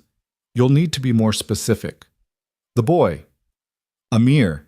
He has property that was stolen from legitimate businesses." "You mean evidence of crimes that you'd rather keep hidden?" "Semantics. Here's what's going to happen. You're going to deliver the boy and all copies of his father's documents to us. In exchange, we'll ensure your congressional testimony goes smoothly. Marcus Webb will recant his accusations. Your son will receive a full scholarship to any university he chooses. And if I refuse, then the world learns about Operation Sandstorm, about the village, about the 15 civilians who died because Sergeant Colton Hayes made a judgment call." Colton's blood turned to ice. That mission was classified beyond classified. The fact that these people knew about it meant they had connections at the highest levels of government. "You have 48 hours, the voice continued. "We'll be in touch with delivery instructions." The line went dead. Colton stood there, phone in hand, feeling the past crashing over him like a tide. Evan was watching him with concern. "Dad, what's wrong?" "Nothing I can't handle." Colton lied. "Finish your homework. I need to talk to Harper." He found her in the gym working the heavy bag with the intensity that suggested she was working through her own demons. She'd changed since the fight, become harder and softer, simultaneously harder, toward those who threatened what they'd built, softer, toward those who needed help. "We need to talk," he said. She stopped punching, turned to him, saw something in his face. "What happened?" He told her about the call, about Operation Sandstorm, about the choice he was being forced to make. Harper listened without interrupting, then said, "Tell me about the village." "It was supposed to be a simple extraction, get our translator's family out before the Taliban found them. But we had bad intel. The village was already occupied. We had to make a choice, abort and let our allies die, or fight through and risk civilian casualties." "You fought through." "I made the call to fight through. 15 civilians died in the crossfire. Women, children. The official report blamed the Taliban, said they used human shields. But I gave the order. I live with those faces every day." Harper was quiet for a moment, then moved closer, took his face in her hands. "You made an impossible choice in an impossible situation. That's not the same as murder. Tell that to the families of those 15 people. You saved Rashid's family. Amir's father. How many others that night? 43. 43 lives saved, 15 lost. That's arithmetic no one should have to do, but you did it. And now these people want to use it against you. If it comes out, it won't just destroy me. It'll destroy the foundation, everything we've built. Everyone associated with us will be tainted. Then we don't let it come out. Harper's eyes were fierce. We fight, not in a ring with rules, but the way they're fighting. Dirty. Harper. No, listen to me. I've spent my entire corporate career dealing with people like this. They think they're untouchable because they have money and connections and secrets. But everyone has vulnerabilities. Everyone has something they don't want exposed. She pulled out her phone and started making calls. Within an hour, her office was filled with people lawyers, private investigators, a cybersecurity expert who looked like he was still in college, but who Harper assured was the best in the business. Here's what we know. Harper addressed the room like a general preparing for war. Someone is trying to blackmail Colton into surrendering evidence of military contractor corruption. They have classified information they shouldn't have. That means someone in the government is feeding them intel. I can trace the call, the cybersecurity expert said. If they contact him again, I can track them. They'll use burner phones, anonymous servers, one of the investigators said. Doesn't matter. Everyone makes mistakes, leaves digital footprints. The kid was already typing on his laptop. I just need one mistake. What about protection for Amir? Colton asked. Already arranged, Harper said. I've hired a private security firm. Former Special Forces people Ray vouched for. They're setting up a perimeter now. And the documents? We make copies, lots of copies. Send them to journalists, law enforcement agencies, congressional offices. Make it impossible to suppress. If we do that, they'll release the information about Operation Sandstorm. Harper looked at him steadily. Then we get ahead of it. You tell your story first. Control the narrative. I can't. You can. You've been carrying this alone for too long. It's time to let others help carry it. The next morning, Colton woke to find Evan already up dressed in his training gear. Early session, Colton asked. No, I'm coming with you. Coming where? To the congressional hearing. Mom always said we face things as a family. We're family, right? Evan, this could get ugly. The things they might say about me. I don't care what they say. I care about the truth. And the truth is my dad is a hero even if he doesn't see it himself. 2 days later, they sat in a congressional hearing room that felt more like a coliseum. Cameras lined the walls, reporters packed the gallery, and the committee members sat elevated above everyone else like judges at a trial. Marcus was there in an orange jumpsuit and shackles flanked by federal marshals. He caught Colton's eye, smirked. He still thought he had cards to play. Committee Chairman Harrison, a senator with presidential ambitions and a hunger for headlines, called the hearing to order. We're here today to investigate corruption in professional fighting, specifically the incident 12 years ago involving Mr. Colton Hayes and Mr. Jimmy Reeves, as well as broader allegations of fight fixing and money laundering. He looked directly at Colton. Mr. Hayes, you've been called the Ghost, a fighter who disappeared after allegedly causing permanent injury to another fighter. Today we want the truth, the whole truth. Colton leaned into the microphone. The truth, Senator, is more complex than what fits in a headline. Then enlighten us. Colton began to speak, telling the story not just of that night 12 years ago, but of everything that led to it. His military service, the impossible choices, the transition to fighting as a way to find peace. He talked about Maria, about raising Evan alone, about choosing to become invisible to protect his son from his past. When he got to the night of the Jimmy Reeves fight, he didn't hold back. He described the drugs, the corruption, the moment when he realized Jimmy would die if the fight continued. I had seconds to make a choice, Colton said. Let him die a hero in the ring or save his life in a way that would end his career. I chose life. I'd make the same choice again.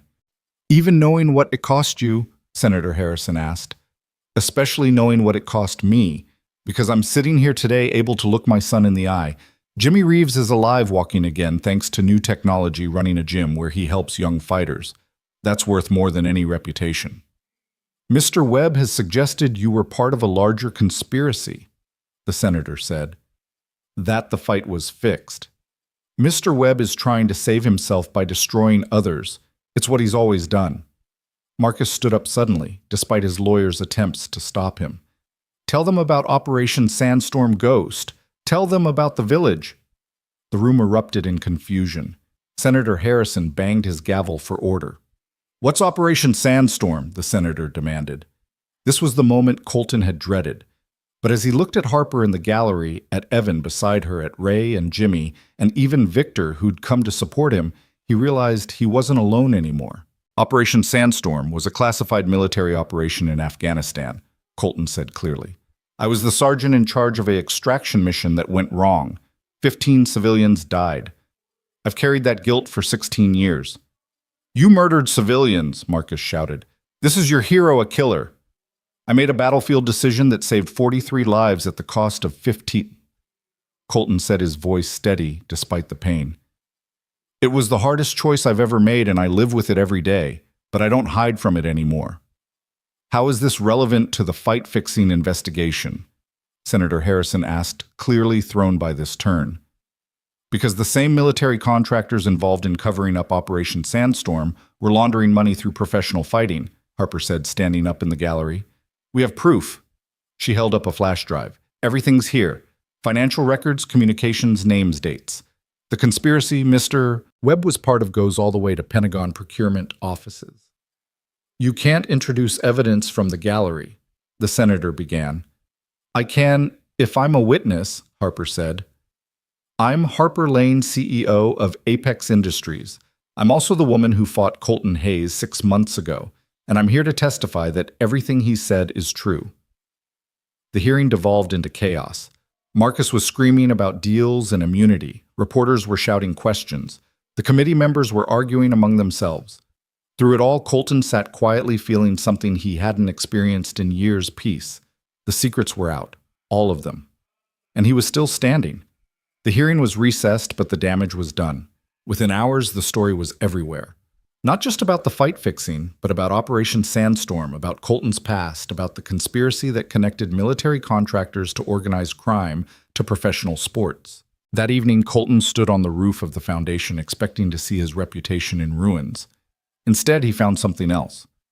Messages of support from veterans who'd faced similar impossible choices. Families of fighters who'd been exploited expressing gratitude for his courage. Even some families from Afghanistan saying they understood the impossible position he'd been in. You did it, Harper said, joining him. You told the truth, and you survived. We survived, Colton corrected. I couldn't have done this alone. No one can do anything meaningful alone. She took his hand. Marcus is finished. He's looking at life in prison. The contractors are under federal investigation. The foundation is receiving more donations than we can process. You won. Did 15 people are still dead because of my decision? And 43 are alive. And now hundreds of kids will get help through the foundation. Thousands of fighters will be protected from exploitation. That's your legacy, Colton. Not the ghost. Not the violence. The lives you've saved and will continue to save. Evan appeared on the roof carrying his mother's journal. Dad, there's something else Mom wrote. I think you should hear it. He opened to a marked page, began to read. I know Colton thinks he's broken, that the things he's done and seen have damaged him beyond repair. But I see something different. I see a man who breaks himself against the world's sharp edges so others don't have to. That's not broken. That's the definition of whole, someone complete enough to give pieces of themselves to save others. Tears ran down Colton's face as his son continued. I won't live to see him realize this truth about himself. But I know someone will.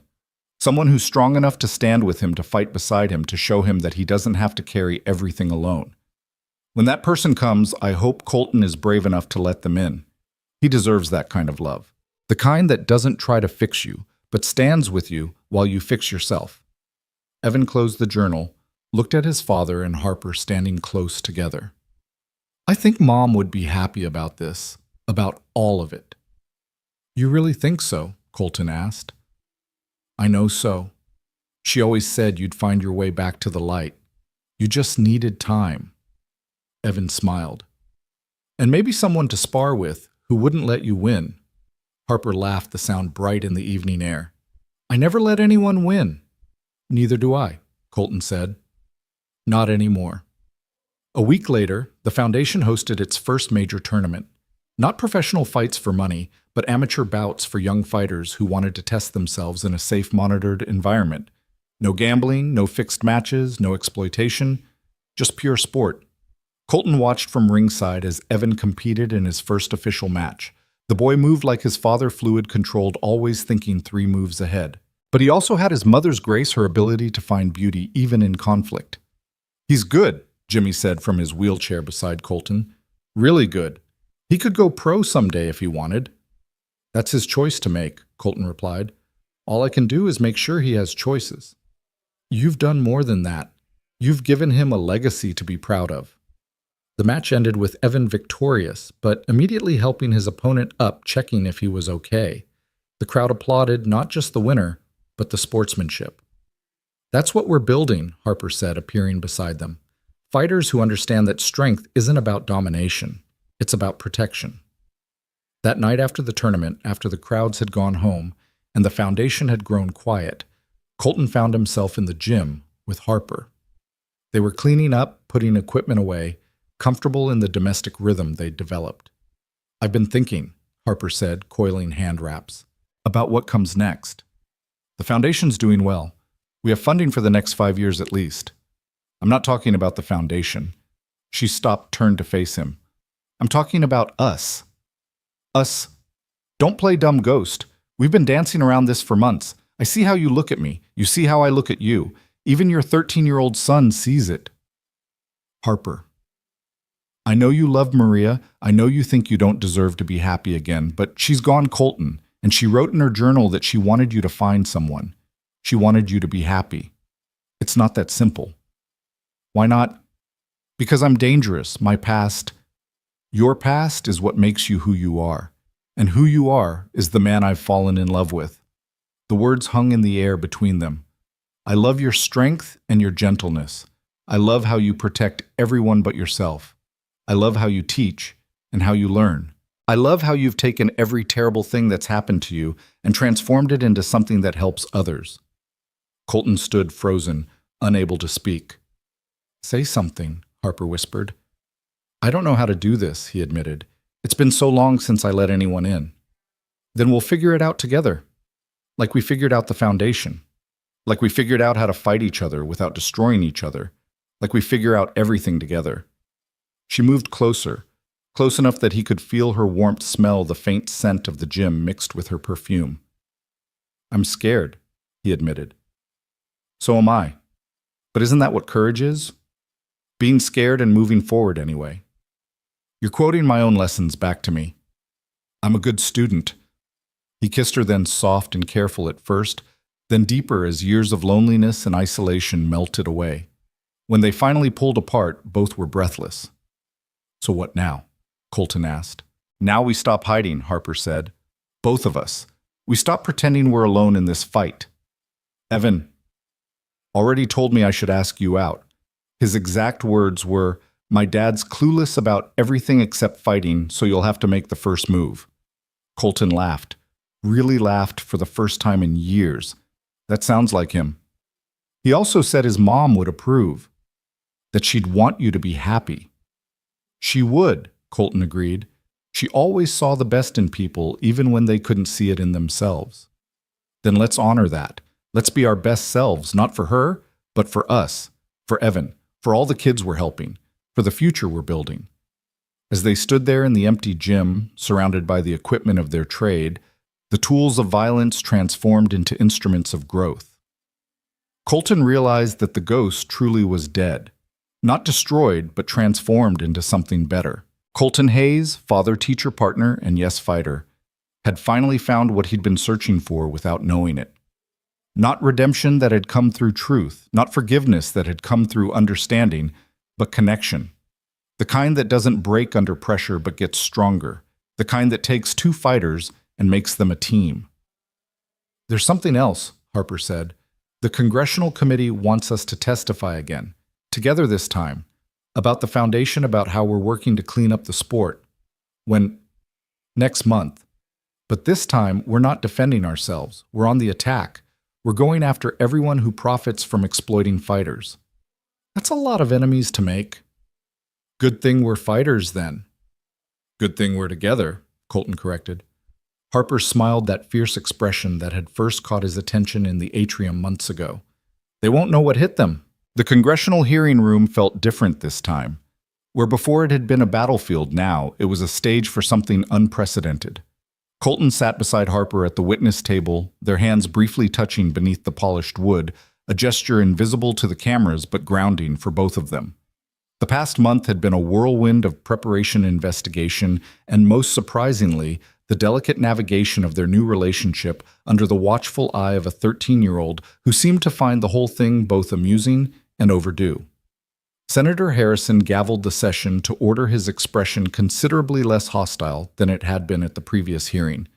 The exposure of the conspiracy had made headlines for weeks, and public opinion had shifted dramatically in Colton's favor.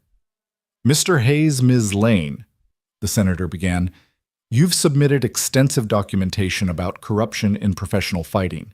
The committee has reviewed your evidence. It's comprehensive. Comprehensive is one word for it, Harper replied. Damning would be another. She opened a folder, pulled out a photograph. This is Tommy Suarez, 17 years old, died in an unsanctioned fight in Newark 3 months ago. His corner knew he had a brain bleed from a previous fight, but sent him out anyway because they had money on him losing in the 3rd round. That's murder, Senator Morrison from Texas said. That's business as usual in certain circles, Colton interjected. Tommy's just one of dozens we've documented. Kids pushed into fights they're not ready for, veterans with traumatic brain injuries being exploited for underground matches, fighters drugged without their knowledge to affect outcomes. And you're proposing what exactly? Harrison asked. Federal oversight, Harper said. Not just for professional boxing and MMA, but for all combat sports. Mandatory medical screenings, financial transparency, and harsh penalties for fight fixing. The athletic commissions are compromised, Colton cut in. We have evidence that 7 state commissioners have taken bribes in the last 5 years alone. The system is broken from the inside. A door at the back of the room opened, and Marcus Webb was brought in, still in custody, but scheduled to testify as part of his plea deal. He looked smaller somehow, his expensive suit replaced by a federal jumpsuit, his arrogance dimmed but not extinguished. Mr. Webb, Harrison addressed him, you've agreed to testify about your involvement in exchange for a reduced sentence. I have, Marcus said, his voice lacking its usual confidence. But I wanted on record that I was a small part of a much larger machine. How convenient, Harper murmured loud enough for the microphones to catch. Marcus's eyes flashed with his old venom. You want to know the truth? Fine. The fight game is worth billions globally. Not just the legal fights, the underground circuits, the money laundering, the gambling. You think what I did was bad. I was middle management at best. Then tell us about upper management, Harrison prompted. Marcus glanced nervously around the room, as if expecting someone to silence him. There's a syndicate. They call themselves the Circuit. Former military intelligence operatives, billionaire investors. They own fighters like livestock trade, then breed them, dispose of them when they're no longer profitable. That's quite an accusation, Senator Morrison said. Do you have proof? I have names, Marcus said. Dates, financial records. But if I give them to you, I'm a dead man. You're already a dead man walking, Colton said quietly. The only question is whether your death means something. The room fell silent. Marcus stared at Colton, something shifting in his expression. You really believe in this redemption nonsense, don't you? Marcus asked. This idea that people can change, start over, be better. I have to, Colton replied. Otherwise, what was it all for? Marcus was quiet for a long moment, then pulled out a piece of paper he'd hidden in his jumpsuit. These are the names, the real players. But once I give you this, I need protection. Real protection, not just federal custody. Harper took the paper, scanned it, her face paling. She passed it to Colton, who recognized several names, military contractors he'd encountered in Afghanistan, casino owners, even a federal judge. This is going to start a war, Harper said. Then we'd better be ready to fight, Colton replied. The hearing continued for 3 more hours, with Marcus revealing detail after detail of the corruption network. By the end, even the skeptical committee members looked shaken. When they finally recessed, Colton felt like he'd gone 12 rounds with a heavyweight. Outside the Capitol, reporters swarmed them. "Mr. Hayes, Ms. Lane, are you concerned about retaliation? How deep does this conspiracy go? Is it true you two are romantically involved?" That last question made them both pause. They hadn't publicly acknowledged their relationship, trying to keep focus on the foundation and the investigation.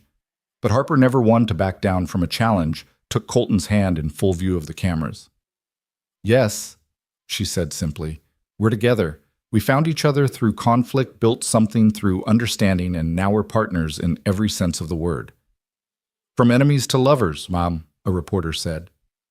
"That's quite a story." "It's not a story," Colton said. "It's our life.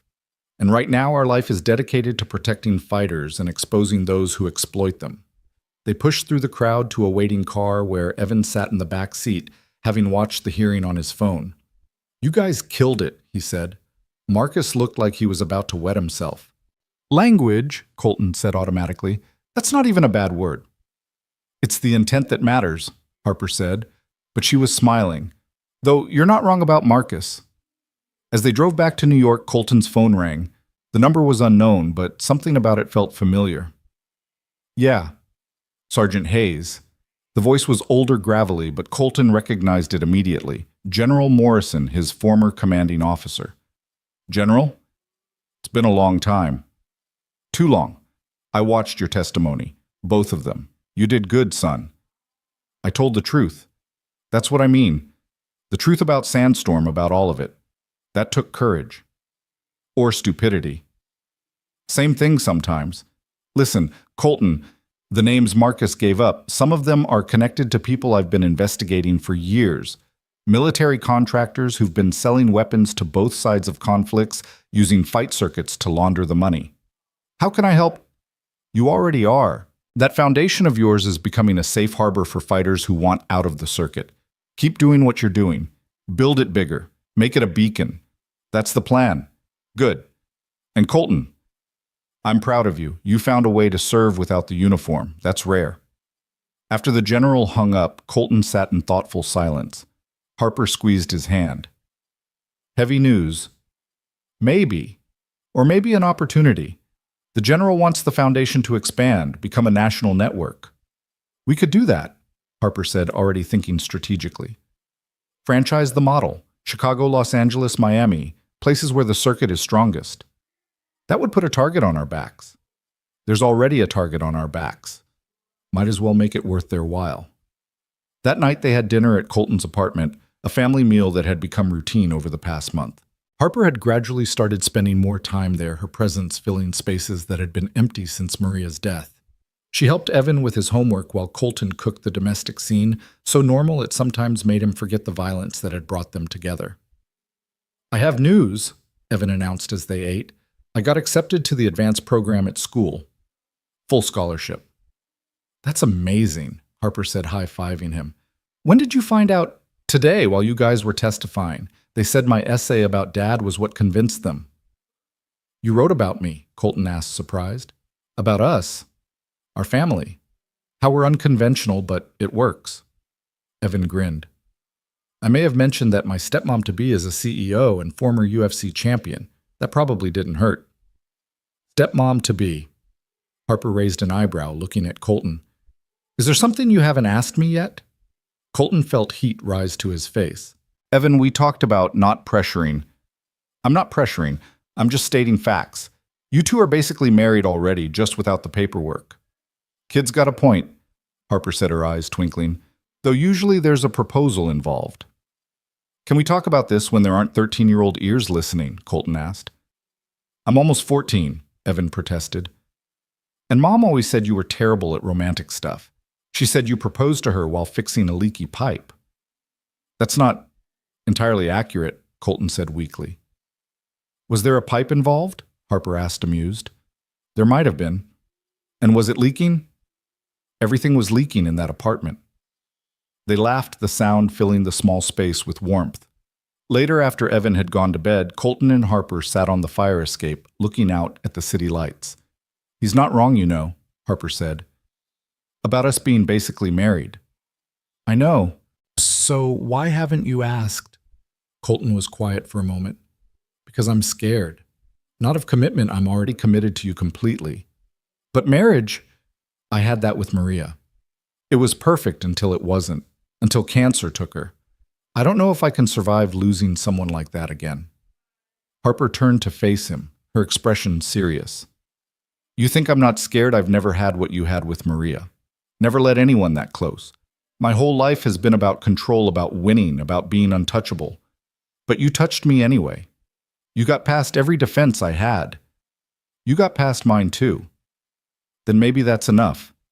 Maybe we don't need guarantees or promises of forever.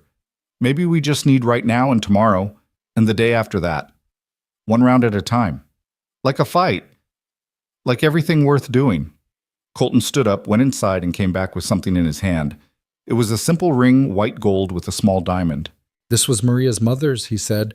Maria wore it until she told me to give it to someone who would understand that love isn't about perfect safety. It's about choosing to risk everything for something extraordinary. Harper looked at the ring, then at Colton. Are you asking? I'm asking. Harper Lane, will you marry me? Not because we're basically married already. Not because my son is already calling you stepmom, but because you're the only person I want in my corner for whatever fights are coming. Yes, she said simply, letting him slide the ring onto her finger. But I have conditions. Of course you do. The wedding is at the foundation. Our kids train as ring bearers, all of them, every kid in the program who wants to participate. And Jimmy Reeves is your best man. Jimmy, you saved his life. He's walking again because you inspired him to try the new prosthetics. That circle needs to close. Who's your maid of honor, Seth? Evan. He's not a maid. Then he'll be my person of honor. He's the one who kept telling me his dad was clueless, and I needed to make a move. They kissed on the fire escape, the city spread below them like a glittering promise. Inside, unknown to them, Evan watched from his bedroom window, smiling. He pulled out his mother's journal, turned to a blank page, and wrote, Mom, Dad found her. The one you said would come. She's everything you said. She'd be strong enough to stand with him, brave enough to fight beside him, smart enough to see through his walls. I think you would have liked her. I think you would have been friends.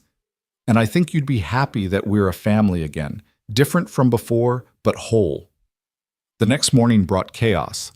The names Marcus had revealed had leaked to the press, and the circuit was retaliating. 3 foundation locations received bomb threats. A drive-by shooting targeted the New York gym, though no one was hurt. Harper's car was vandalized with a simple message, stop or burn. They're scared, Harper said, surveying the damage. Good. This is escalating, Ray warned. Maybe we should back off, let the feds handle it. The feds have been handling it for years, Colton replied. Nothing changed until we started pushing. What do you want to do? Victor asked. He'd become the Foundation's head of security, his past making him uniquely qualified to anticipate threats. We push harder, Harper said. I'm calling a press conference, every major outlet. That's painting a bigger target. That's the point. They want to operate in shadows. We drag them into the light.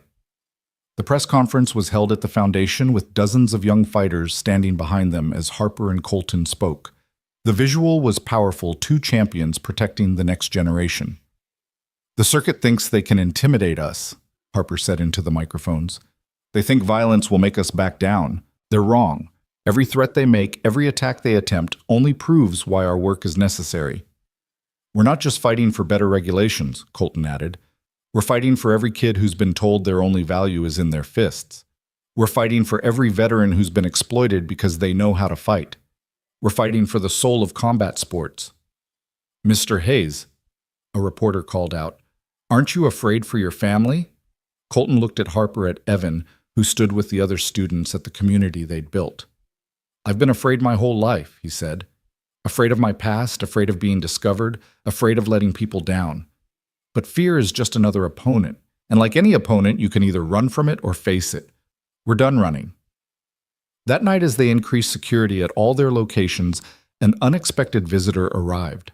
Jimmy Reeves, walking on his advanced prosthetics with increasing confidence, brought someone with him, a woman in her 60s, well-dressed, but with the weathered look of someone who'd lived through hardship.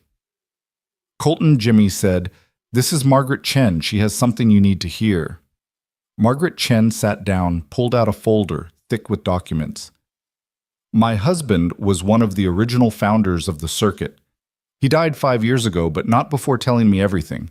I've been waiting for someone brave enough to stand up to them." She spread the documents on the table, financial records, meeting minutes, even photographs.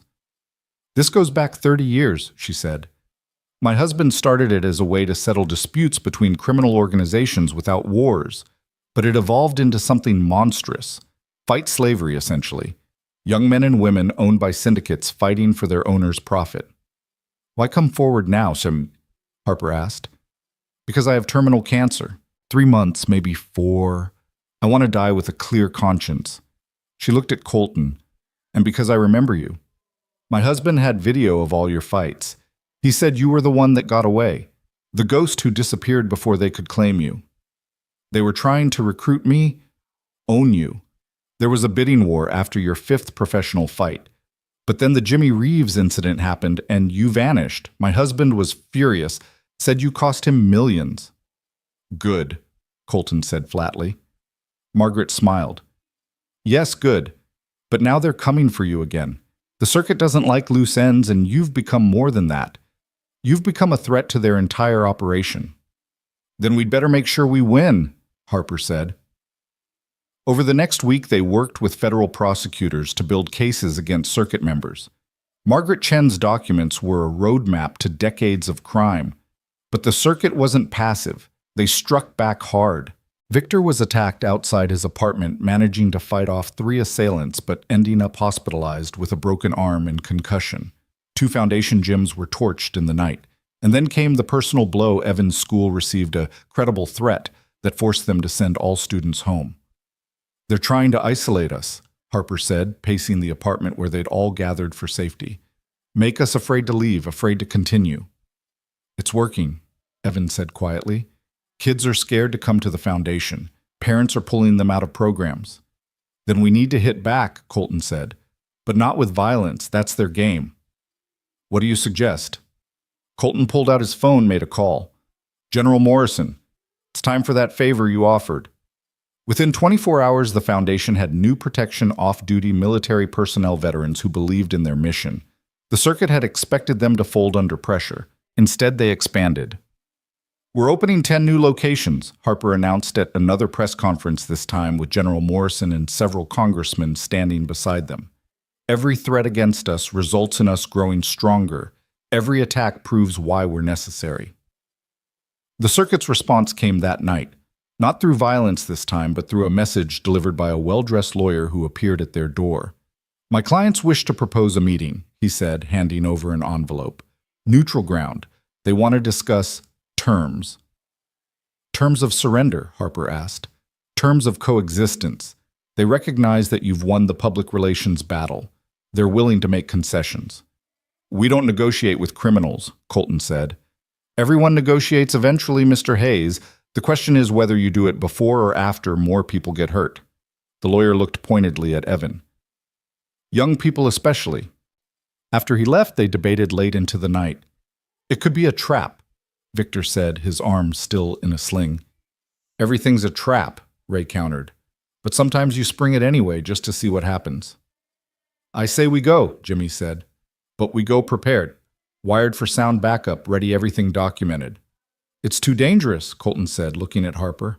"I won't risk—" "You won't risk me," Harper interrupted. "I'm not Maria Colton. I'm not fragile. I'm your partner in this and everything else. We go together or not at all." The meeting was set for neutral ground, a conference room in a Manhattan hotel, lawyers present on both sides. The circuit sent 3 representatives, all men in expensive suits who looked like they'd never thrown a punch, but had ordered plenty of them thrown. "Mr. Hayes, Ms. Lane," the lead representative, introducing himself only as Smith, began. "You've caused significant disruption to long-standing business arrangements." "Criminal arrangements," Harper corrected. "That's a matter of perspective. What we propose is simple. You continue your foundation, your reforms, your crusade for fighter safety. We even support it publicly. In exchange, you stop investigating historical matters. Let the past be the past." "And the fighters you own?" Colton asked. "We transitioned to legitimate management contracts over 5 years. Everyone goes legal above board. You get what you want, fighter protection. We get what we want, continued profit, albeit reduced." "What about the people you've killed?" Colton's voice was ice. "Tommy Suarez and dozens of others. Regrettable losses in a dangerous sport. But going forward with your oversight, such incidents would cease." Harper leaned forward. "You're asking us to let you walk away from murder. We're offering you victory without war. Take the win, Ms. Lane. It's more than most reformers ever achieve." They were silent for a moment. Then Colton stood up. "No. No deals, no compromise, no coexistence with murderers and slavers." He looked at each of them in turn. "You're done.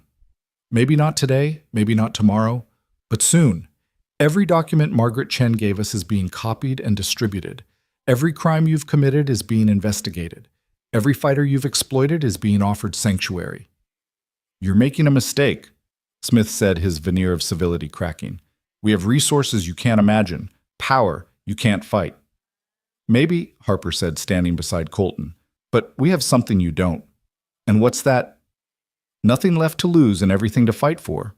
They walked out together knowing they'd just declared war on an enemy that had operated with impunity for decades. But as they emerged onto the street, they found something unexpected. Hundreds of fighters, young and old, standing in silent support. Word had spread about the meeting, and the fighting community had come to show they stood with the Foundation. "You see that?" Harper said, taking Colton's hand. "That's an army." "That's a family," Colton corrected. That night, as they prepared for whatever retaliation might come, Evan found them in the gym working the bags side by side. "I'm proud of you," he said simply. "Both of you. Mom would be too." "You think we did the right thing?" Colton asked. "Refusing their deal." "I think you did the only thing you could and still be who you are," Evan replied. "Heroes don't compromise with villains, they beat them." "This isn't a comic book, son. The villains here have real power." "So do you. You have each other. You have all of us." He gestured to the gym full of fighters training, preparing. "And you have the truth. Mom always said the truth was the strongest weapon if you're brave enough to use it." 3 days later, the circuit made their move. But it wasn't what anyone expected. Instead of violence, they used the legal system. Lawsuits were filed against the Foundation claiming defamation, interference with business, even assault from the warehouse incident. Harper's corporate position was challenged by shareholders who'd been influenced or bought. Colton found himself under investigation for his military service classified operations, suddenly under scrutiny. "They're trying to bury us in paper instead of bodies," Harper said, surrounded by legal documents. "It might work," their lawyer admitted. "These cases could take years to resolve, drain your resources, destroy your credibility." "Then we need to change the game," Colton said. He looked at Harper. "Remember what you said about controlling the narrative. What are you thinking? Something dramatic, something they won't expect, something that makes their lawsuits irrelevant." He pulled out his phone, made a call. "Sarah, it's Colton Hayes. That documentary you wanted to expand?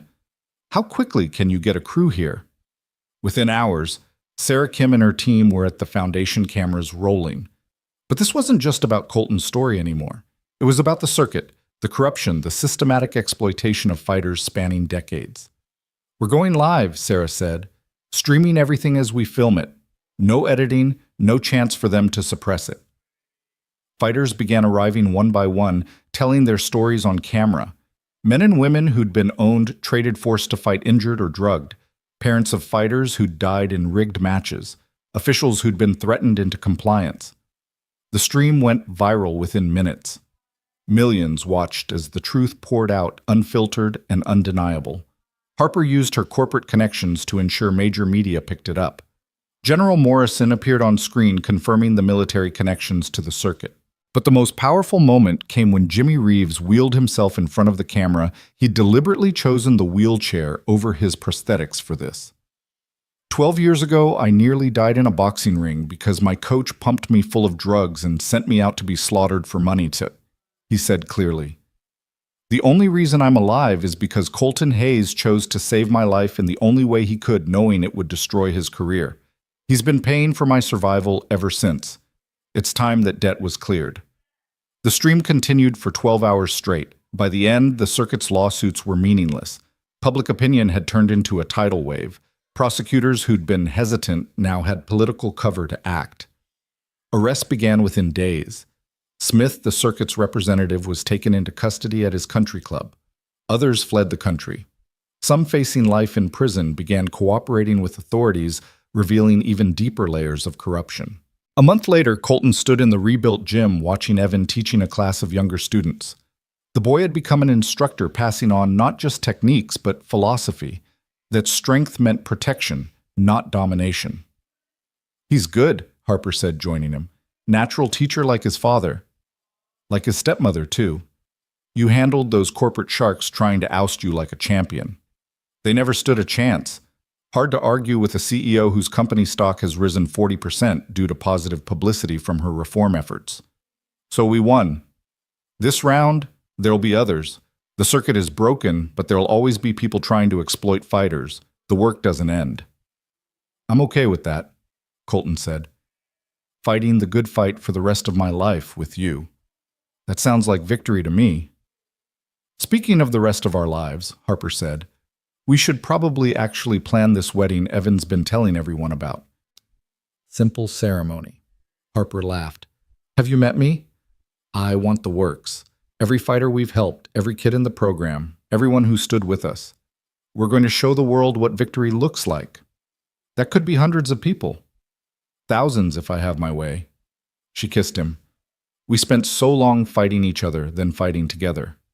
Now I want to celebrate together." The wedding took place 3 months later in the Foundation's main gym, transformed into something magical. Lights strung like stars, the ring converted into an altar, hundreds of chairs filled with fighters, families, supporters, and surprisingly, some former enemies who'd chosen redemption over resistance. Victor stood as one of Colton's groomsmen, his scarred face showing a rare smile. Ray Martinez officiated, having gotten ordained online specifically for this. Jimmy Reeves gave a best man speech that had everyone in tears talking about second chances and the courage to save someone even when it costs everything. But the moment that everyone remembered was when Evan stood to give his speech as Harper's person of honor. 3 years ago, my dad was invisible. He chose to be nobody to protect me from his past. Then Harper saw him. Really saw him and refused to let him hide. She fought him, challenged him, and finally stood beside him. My mom once wrote that Dad would find someone strong enough to stand with him while he fixed himself. She was right. Harper. Thank you for bringing my dad back to life. Dad, thank you for being brave enough to let her. And Mom, wherever you are, thank you for believing this day would come. As Colton and Harper exchanged vows in the ring where they'd first fought, surrounded by people they'd saved and who'd saved them in return, the transformation was complete. The ghost was gone, but what had emerged was something more powerful. A man who'd faced his past, a woman who'd found her match, and a family forged in conflict but sustained by love. "You may kiss the bride," Ray announced. They did, and the gym erupted in cheers that could be heard blocks away. As they walked back down the aisle, Harper whispered in Colton's ear, "Ready for the next fight." "With you," he replied. "Always." The reception was held in the courtyard they'd built behind the Foundation under stars and strings of lights. Fighters sparred in exhibition matches, kids performed demonstrations, and stories were shared of lives changed by the Second Chance Foundation. As the evening wound down, Colton found himself on the roof, where so many important moments had happened. Harper joined him, still in her wedding dress, but having traded her heels for boxing boots. "No regrets?" she asked, echoing her question from months ago. "None. You? Just one. I wish we'd found each other sooner. We found each other when we were ready, when we could see past the fight to what really mattered. And what's that? Connection, purpose, love." He pulled her close. "The understanding that we're stronger together than apart." "The Ghost and the Hurricane," Harper mused. "Sounds like a bad superhero movie. Or a great love story. Our love story." They stood there looking out over the city, over the foundation they'd built, the community they'd created, the future they'd fight for together.